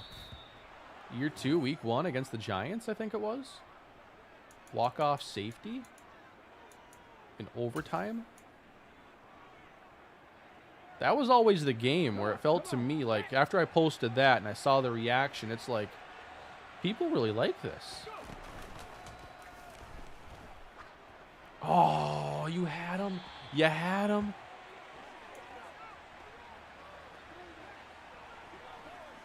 Let's go now. Yeah, I'd like to utilize more of those receivers this year. Taylor's been good like every opportunity he's been given, so I imagine this year we're going to play a lot of different receivers.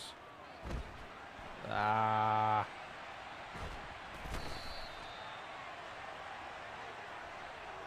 first half done.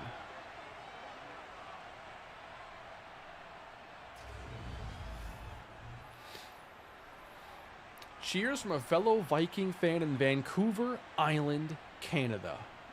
Appreciate that, Spencer. Vancouver Island. I'm going to have to look up Vancouver Island. Could it perhaps be an island in or around Vancouver?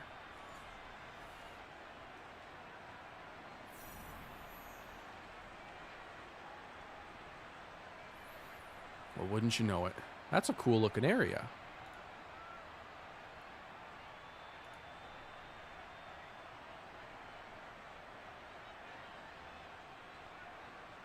Where's the bridge that brings you back to the rest of Canada? How do you get there?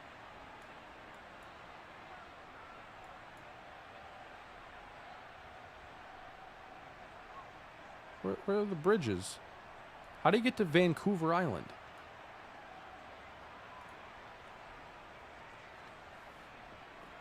Ferry? Is that the only way to get out there?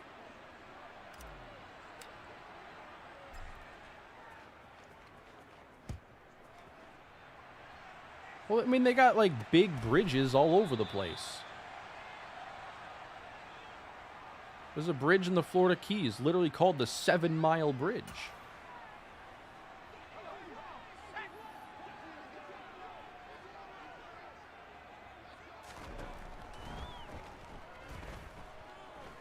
So that's like a real island.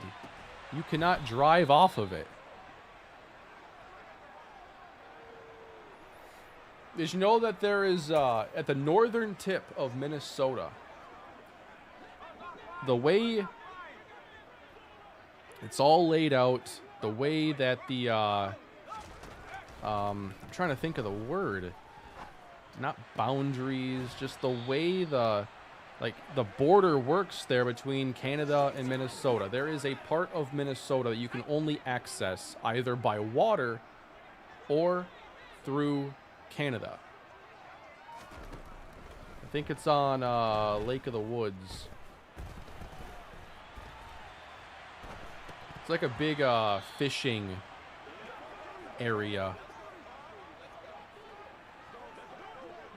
But it's called I think the Northwest Inlet. You can only get it by water or through Canada. Woo! That was nice.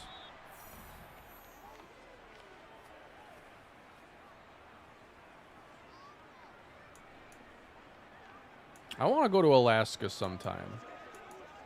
One time at Costco, I saw like gift cards for Air Alaska, and I'm like, I kind of like to go to Alaska.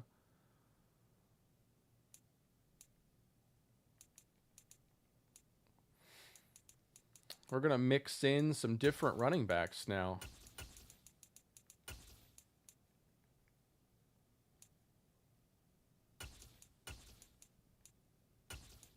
Any former Vikings you've noticed in the XFL? Seeing McCarron ball out makes me wonder about a reality where he became Bengals starter. You know, when McCarron looked good as a backup, I thought there would eventually be a time where he got more of a starting chance. That just seemed to never really happen. For whatever reason. That momentum just didn't carry. Any former Vikings? I don't feel like I've noticed a lot of like big name Vikings. There might be some guys who were like, you know, training camp cuts. Man.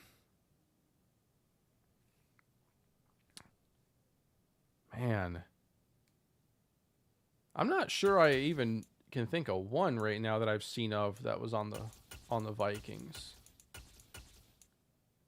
There had to have been, though.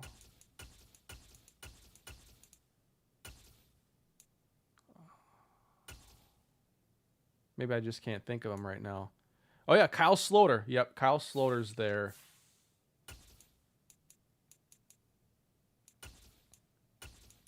I don't know what team he's on or if he's starting. I didn't get to watch every team.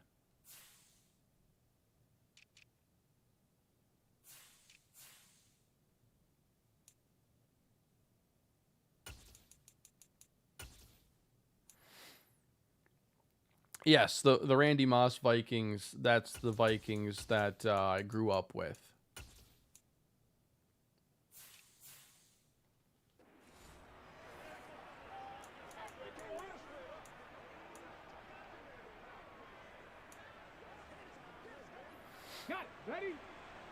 Vikings bring in OBJ on a one-year deal. I don't really see them putting out a competitive enough offer to do that. I think if they want to make a big move, and I think to get OBJ takes big money, I think they'd be more likely to spend their big money on defense. And the boldest thing I think the Vikings could do this year, but it would take like, there would have to be a series of moves, I think, beforehand to make this doable. And I'm not saying it's likely, but I could see the Vikings being the team that trades for Jalen Ramsey.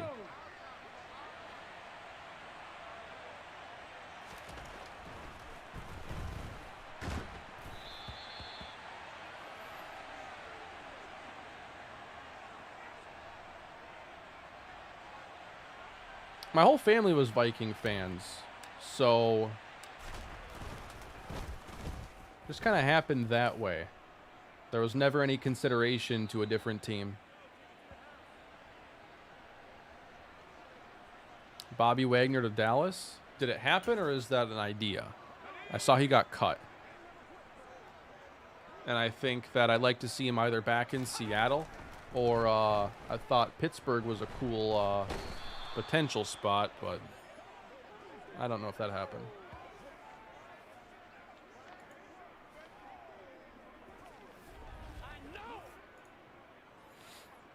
Wagner to Carolina? Ooh, I'd really like that too. I feel like Carolina is going to be the trendy team this offseason, that everybody's going to be like, this is going to be a wild card team. This is going to be a playoff team. And I kind of agree. But I just want to get in front of it. And I just want to be able to say that, you know, if the Panthers are good, I was already kind of aboard the train. Touchdown.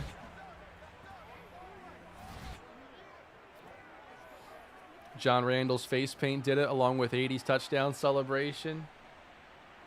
You know, I wish that I was able to enjoy more of the 90s Vikings like that.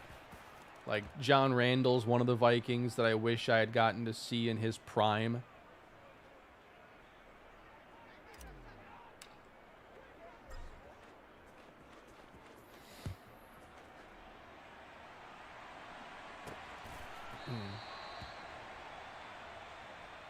You're not wrong. I think Steve Wilkes did a really good job as interim last year and turned a sinking ship into nearly a playoff team. I mean, they had a late lead against Tampa, and if they beat them in Week 17, they would have been, I think, a Week 18 win away from winning the division. It wasn't that far off. But the Buccaneers just had to win like 4 games last year by playing absolutely terrible, unwatchable football for 3.7 or like 3 quarters and the first like 8 minutes of the fourth.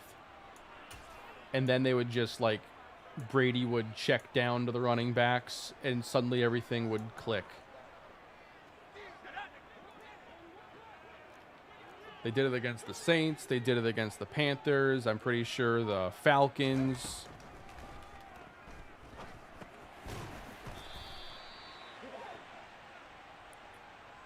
Zeke traded to nobody in the league would trade for Ezekiel Elliott in his contract. Not a single team.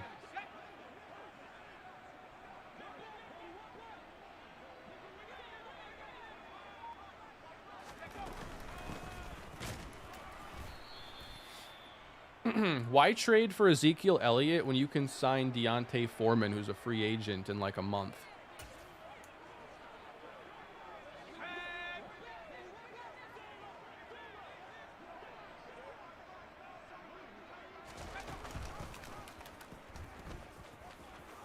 Mike White running read option on me? I got an answer for that.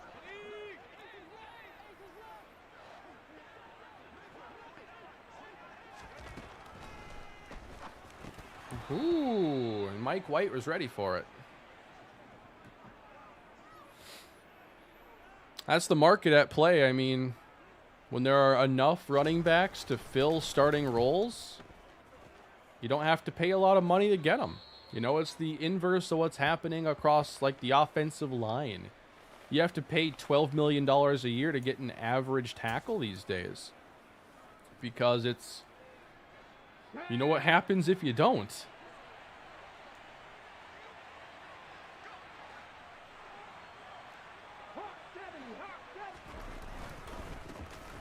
Wow. I prefer a chance to run the ball, but don't always get one.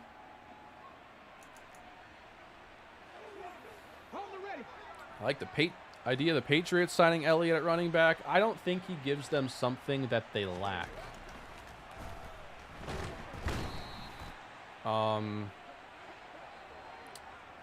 If Zeke were to go somewhere else, I think a decent spot just in role would be like a Buffalo, where he could be the hammer there in a more in an offense that obviously likes to throw the ball a lot, and then he'd be complemented well by backs like James Cook and Nyheim Hines.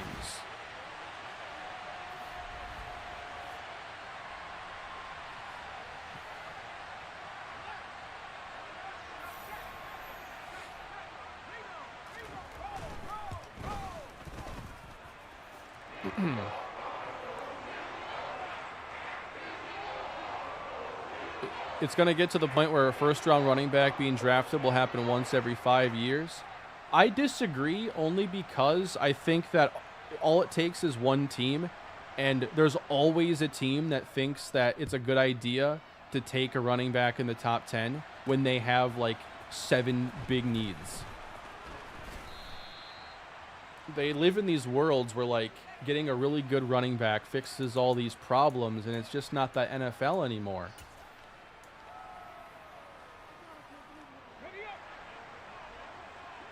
But there's always a team willing to take that guy early, it seems, when there's... You know, I want to see a really good prospect, like Bijan Robinson. If he goes in the 20s, I'll start to buy into that philosophy, but I don't think it's going to happen. Thoughts on Bijan Robinson? I mean, I think he's everything that everybody says he is. He's a phenomenal running back talent, and I'd love to see players like him no longer go top 10, but more so go to offenses that are truly a running back away from being dangerous. I don't want to see the Bijan Robinsons of the world go somewhere to be like the first building block in an offense. I'm so over that kind of thing. Jeez. This right tackle over here, I don't think he's making the team.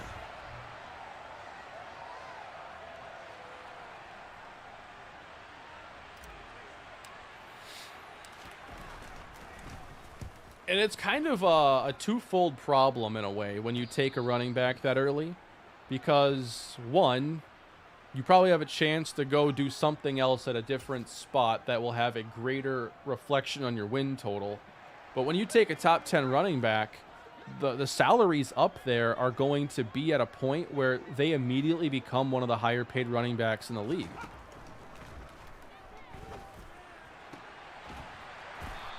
Running backs in free agency don't typically get a lot of money. But you can draft a guy top 10 and immediately be paying him over $6 million a year.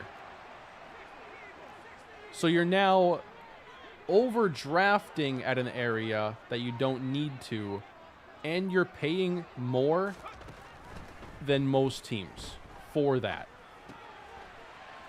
Now, granted, you're still a bad team. You probably don't have a quarterback, and you have the cap space. But still.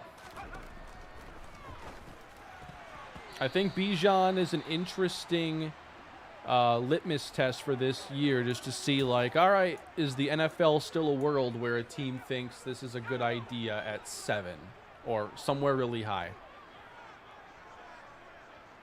Because I think where guys like him should begin to go is in the teens. Give me a team that was a game out of the playoffs, a team that has maybe a young quarterback and a couple of good receivers. It's the same thing with guys like, Tavon Austin.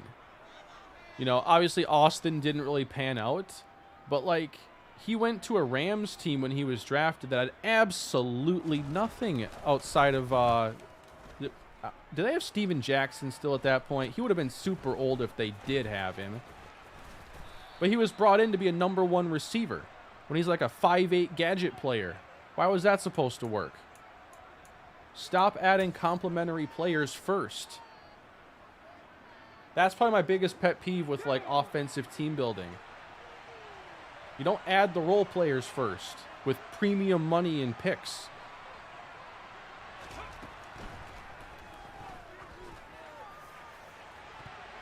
Not that time. Imagine Bijan Robinson with Burrow and Chase. Yeah. I mean, we might get to a point where those teams start getting those running backs. But you know what would happen? Is the league would look at that and say, look how good they were once they got Bijan Robinson. We're back to taking running backs in the top 10. It's just going to be a cyclical world where those running backs always go early.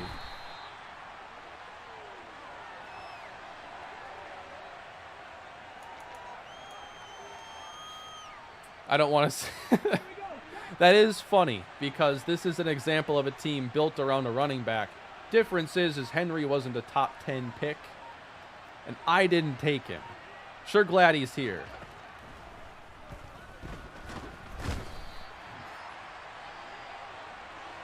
We're just getting destroyed.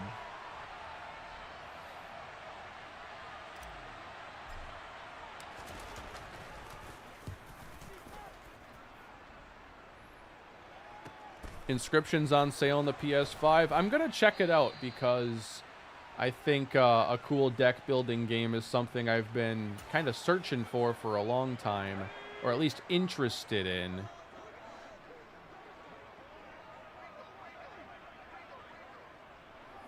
A lot easier than going and buying Yu-Gi-Oh cards, that's for sure. So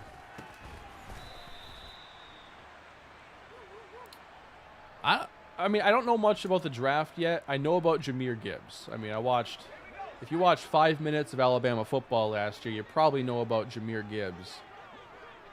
He seems to me like a late first, early second kind of player.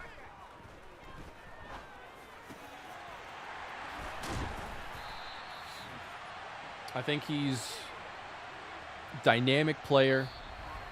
Maybe he's not viewed as like a 3-down NFL running back, and that knocks him down just a little bit. But late first, early second is what I think right now.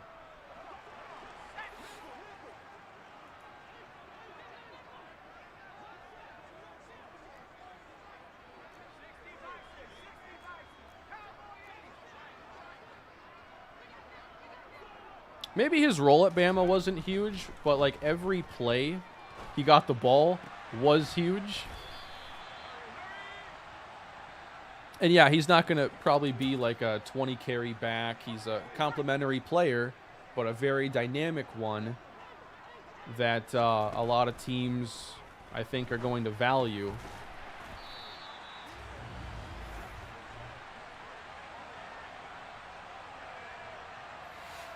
It also depends on just like what kind of draft class this is. I've seen it like wide receiver is not supposed to be as deep as it is, and you know, if he's still one of the better playmakers and there isn't a deep receiver class around it or a deep running back class and teams just want to add explosiveness, he could end up being one of the better options.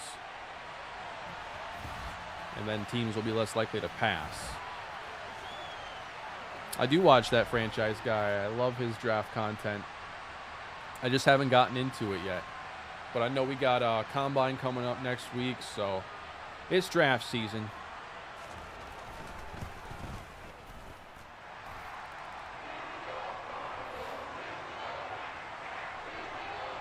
Bijan to the Cowboys. Jones loves big names and will let Zeke go. Pollard isn't the star guy he probably wants. If Jerry had a chance to take Bijan, I don't think he could pass.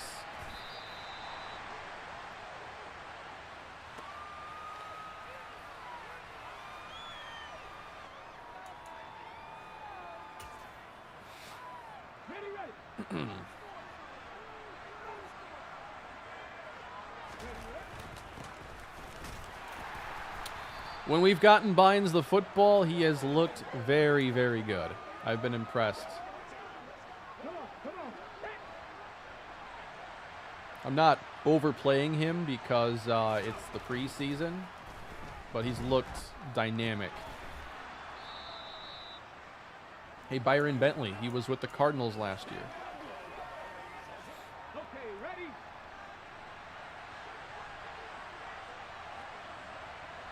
I guess I am more interested in like a persistent deck building game, but ooh, I'd probably still check it out. I saw how good like the ratings were on it, so probably worth at least a look. I wasn't very familiar with it.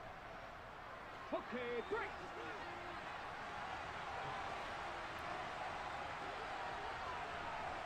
Ready?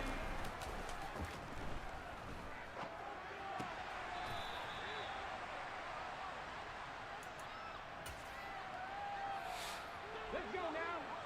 You know, I have a hard time thinking about what the Vikings' plans are the next couple of years at quarterback, because you want to plan for the future. It's hard to do both, like plan for the future and try to win now. It's really something you can't do effectively.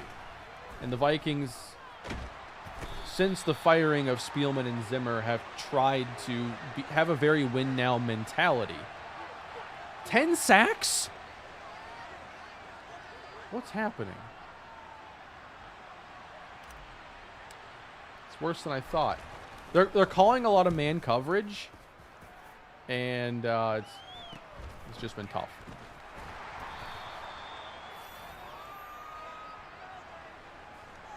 Yeah, I'm not really into anything free to play because I know how it's going to make its money, and I'm just not interested. The only free to play game I got love for really is Pokemon Go, and that's only because, well, I just think Pokemon Go is a fun game. But you can also like send stuff to your Switch, and it's not just contained to mobile. But yeah, free to play stuff, like games with a price tag are just better.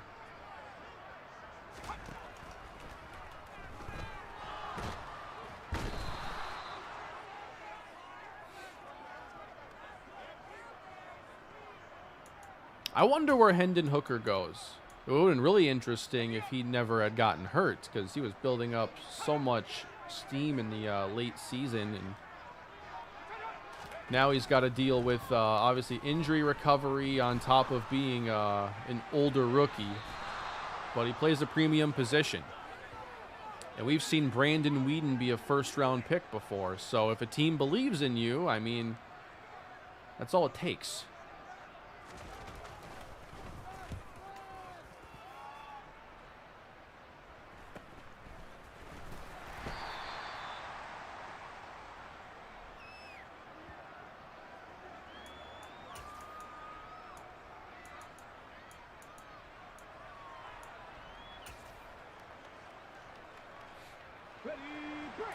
I think Skylar Thompson's fine for a QB2, but I don't view him as like the answer if Tua doesn't work out.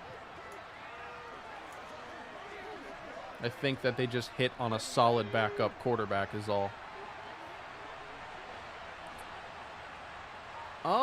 With Polite, it might start out more so with like the pass catching and stuff, just because he's got a lot of ratings to work on if he wants like regular snaps in here.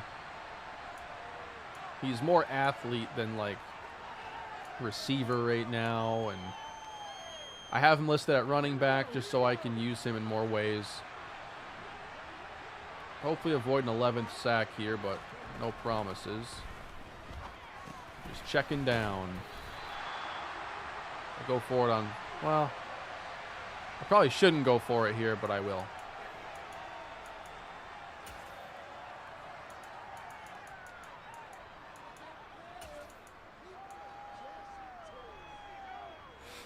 Do I think Mac is the future of the Pats? Of a successful future? I don't know.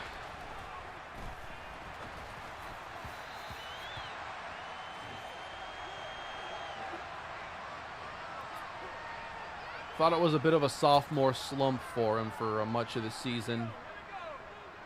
Looked awesome against the Vikings. As did, you know, Mike White and every other quarterback.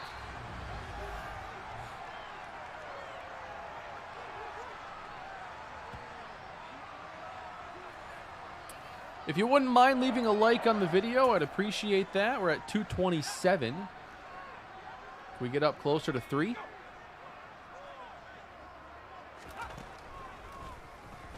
The draw to Mike White. Always got to watch out for that one.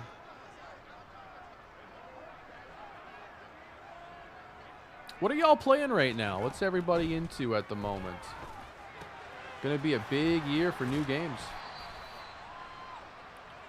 Looking forward most right now to Zelda. Really curious about Starfield. But Zelda's the one that I'm really waiting for right now. NCAA 12, NCAA 14.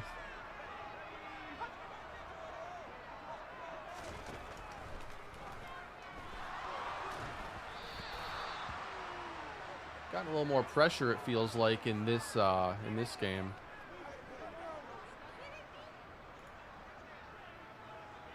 What is Sons of the Forest?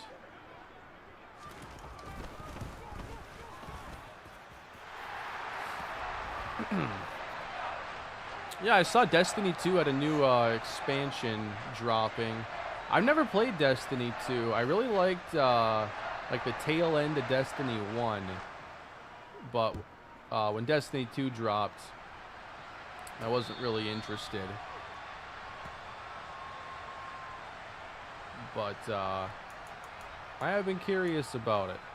People are getting excited about the expansion.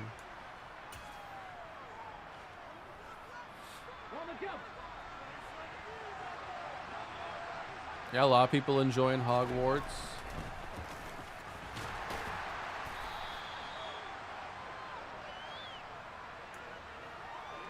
Yeah, I'd like to find a way to do a little bit more consistent streaming. It hasn't happened in a long time. Oh, survival horror. That's another genre that I want to get a bit more acquainted with.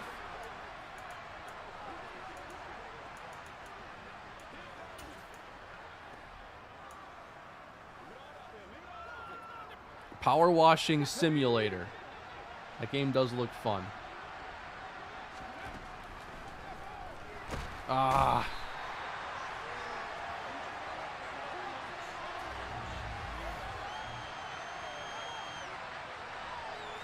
Unblocked and everything, too. That was my bad. Let's go to playoff overtime. Actually, doesn't it automatically tie in this game, or do you go to overtime? I forget. How does that work?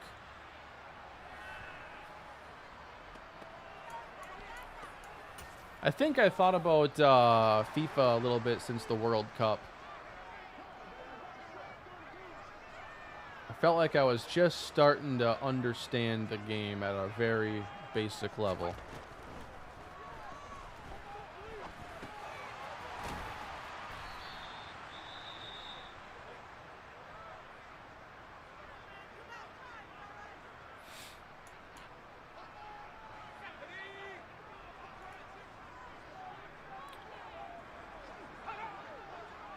I'm interested in doing NBA again at some time, especially if 2K keeps up with their, the eras. I think it would be really cool to start like a franchise and like try to keep the Timberwolves from going into like the entire period they went in after the KG trade.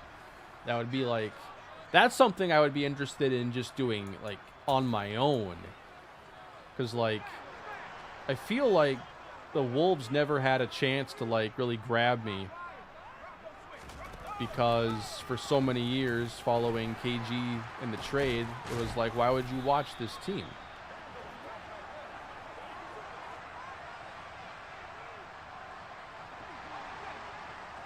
We gotta try to make sure we get the ball back one more time.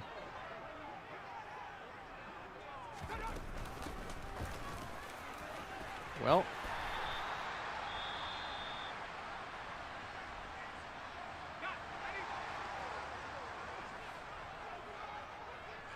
but yeah, 2K has so many like features that aren't in Madden, and it's a refreshing game in a lot of ways. I liked when no, give him the touchdown. I'll burn a timeout. Here, I'll just call field goal block. Let him score. I'll probably, stuff this and be forced to use my timeout again. Oh, they're gonna audible. No, I don't want you to have it for free. Audible out of this. No. He almost knocked it away. They just threw a touchdown to Deveon Collins. I'm trying to let him score to get the ball back.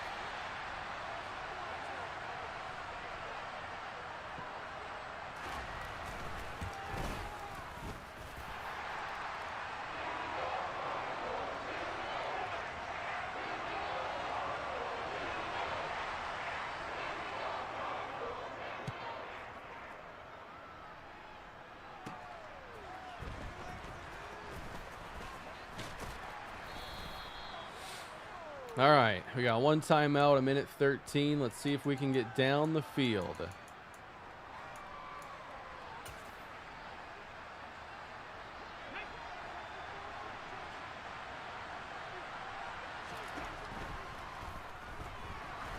Just avoided the sack. We really can't afford negative plays on this drive. You know what? That doesn't work well either. Already down to 38. We got to start stretching the field. Nope. Dude. This guy cannot block. This is rough. MLB The Show has concussions? I don't think I've ever seen one. I did not know that.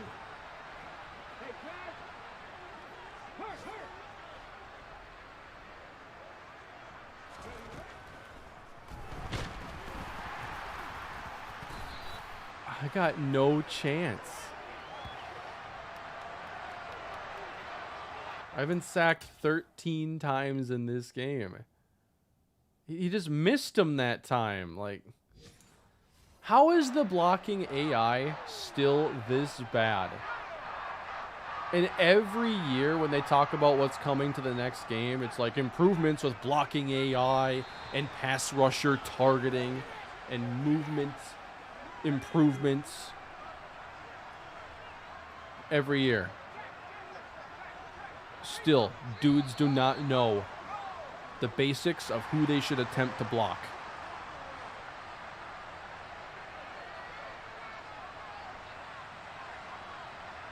It's not even failing to block or blocking poorly.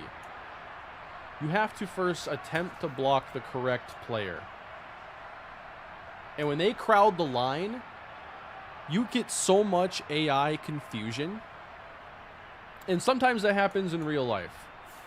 But in Madden, there is no counter. And it's bad AI. It's not just like, oh, sometimes bad guys miss blocks because everybody does it. Yeah, big difference in the starting line versus the backup line.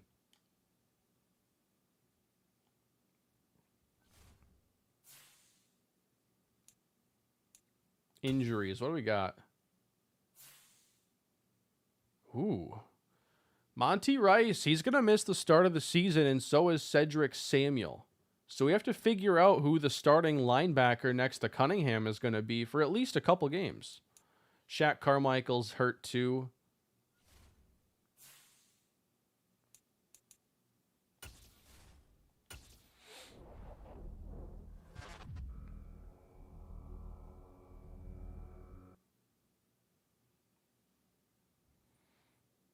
Wide receiver mentorship, training camp standout. What do we got? Coach, I know you're frustrated with Deveon Bynes. No, I'm not. I'm going to focus on getting open. Because I want Bynes to be somebody I can go to at any time. And, like, you know, when it's 3rd and 6, I want him to be our guy. So give me that release. Give me the short route running.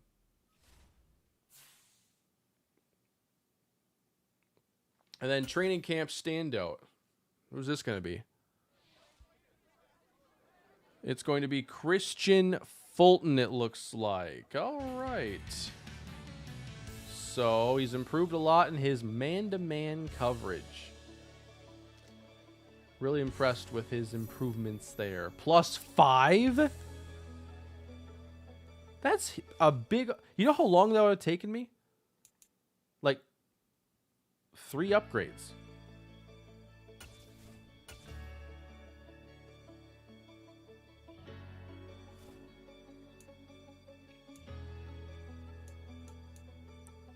Oh, however you can help is XP.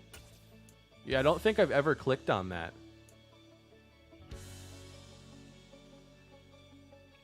94 man. That would be something interesting, actually, reacting to some of the old stuff. I think one of the issues is that a lot of those older videos, like, they were in such low quality because that's what we recorded in at the time, back in the day. You know, a lot of those videos are in 480p, and it's not like I knew a lot about color correction and, like, render settings and stuff at that time. And then, obviously, I was new to, like, speaking into a microphone and stuff like that. That part's funny to go back to, but I think what hurts is the video quality.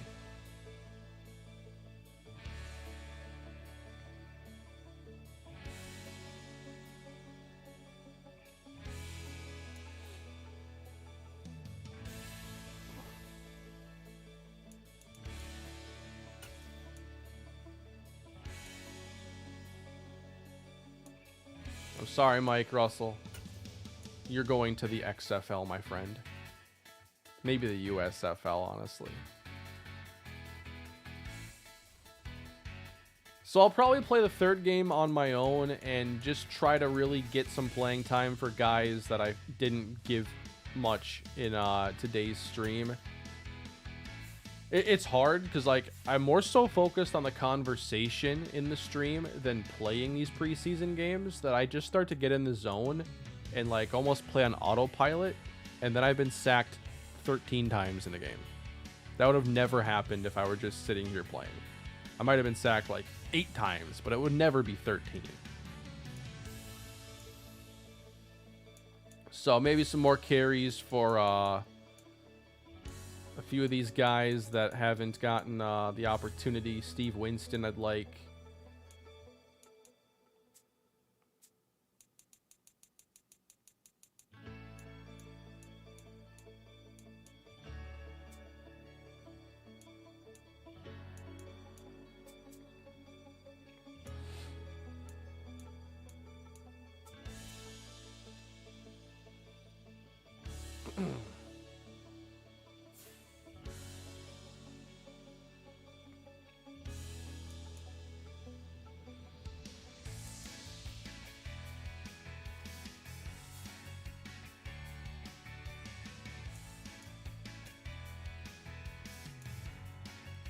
I saw there might have been a trade in the news before I went live. I want to see if one actually happened. Yeah. Nope, that's all draft trades. Never mind.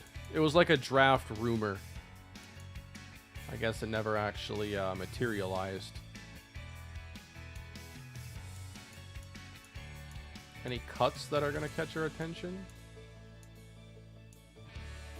See a lot of signings, but there's no roster minimum yet, so no one's getting cut.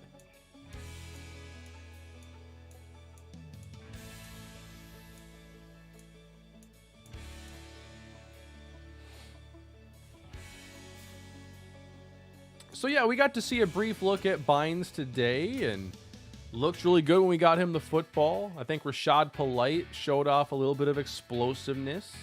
Not a ton of highlights, but hopefully I can grab a few more in the final game. Defense had some good pass rushing moments. But once the games count, I think you're going to be looking at possibly Martin Irving getting a couple weeks of starting experience in the place of Monty Rice. 60 zone, 49 man, quite low. But what's the alternative? We have Chance Campbell. Is he better in coverage?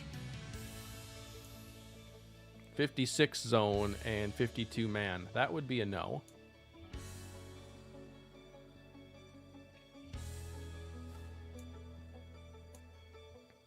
And then Max Wheeler. 63 zone, 54 man. Interesting starting point for him here, or he's in year 2. I think it's going to be Irving. So that's going to be a bit of a journey early on without Monty Rice. Only a couple points in overall difference.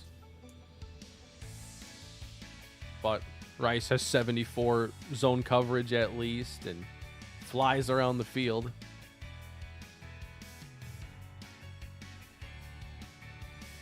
Feeling pretty good about the team.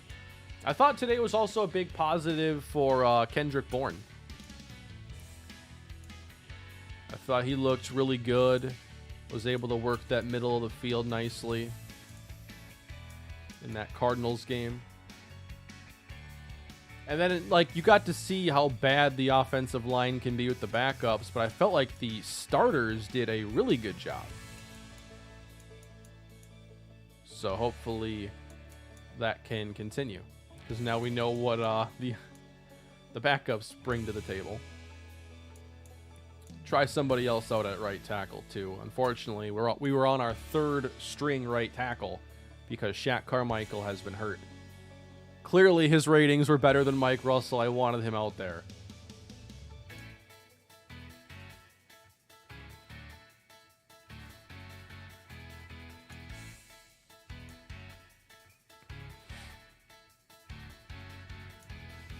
Let's check around the league and see if there are any big injuries.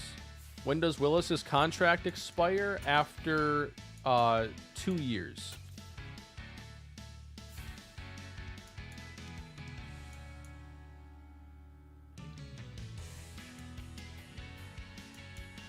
Cowboys are our week 1 opponent. We'll see if they have any injuries that could affect that game. Madden does not want injuries to play a huge role here. It's all like 1 week, 2 week, 1 week, 1 week. Okay, we got the Eagles here with a little more difficulty.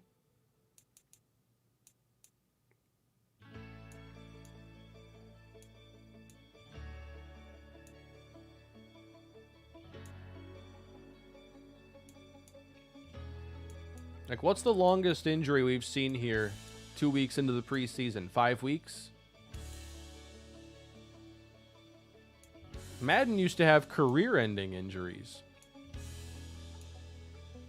Can you imagine having that loom over your franchise? Like, what if a player has a career-ending injury?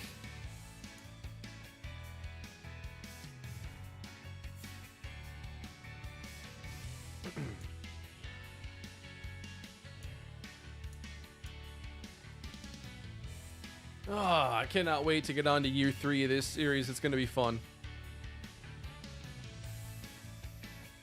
Oh, really? You had Kyler Murray actually get hurt in yours. Quarterback injuries are so rare. But I think that's going to do it for tonight, everybody. Thank you so much for coming to spend some time. I am looking to stream on the second channel again soon. If you want to see some PGA streaming, we'll see how that goes. Got one more preseason game to go here with Tennessee. Probably going to end up playing that on my own. And then member stream is going to be Monday night.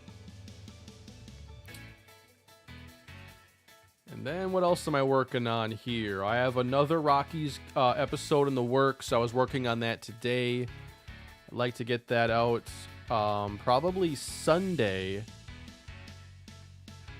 And then record more Monday night during the member stream.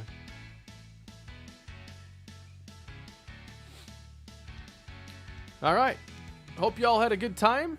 I'll see you all later. Enjoy the rest of your Friday and weekend. And I will catch y'all next time.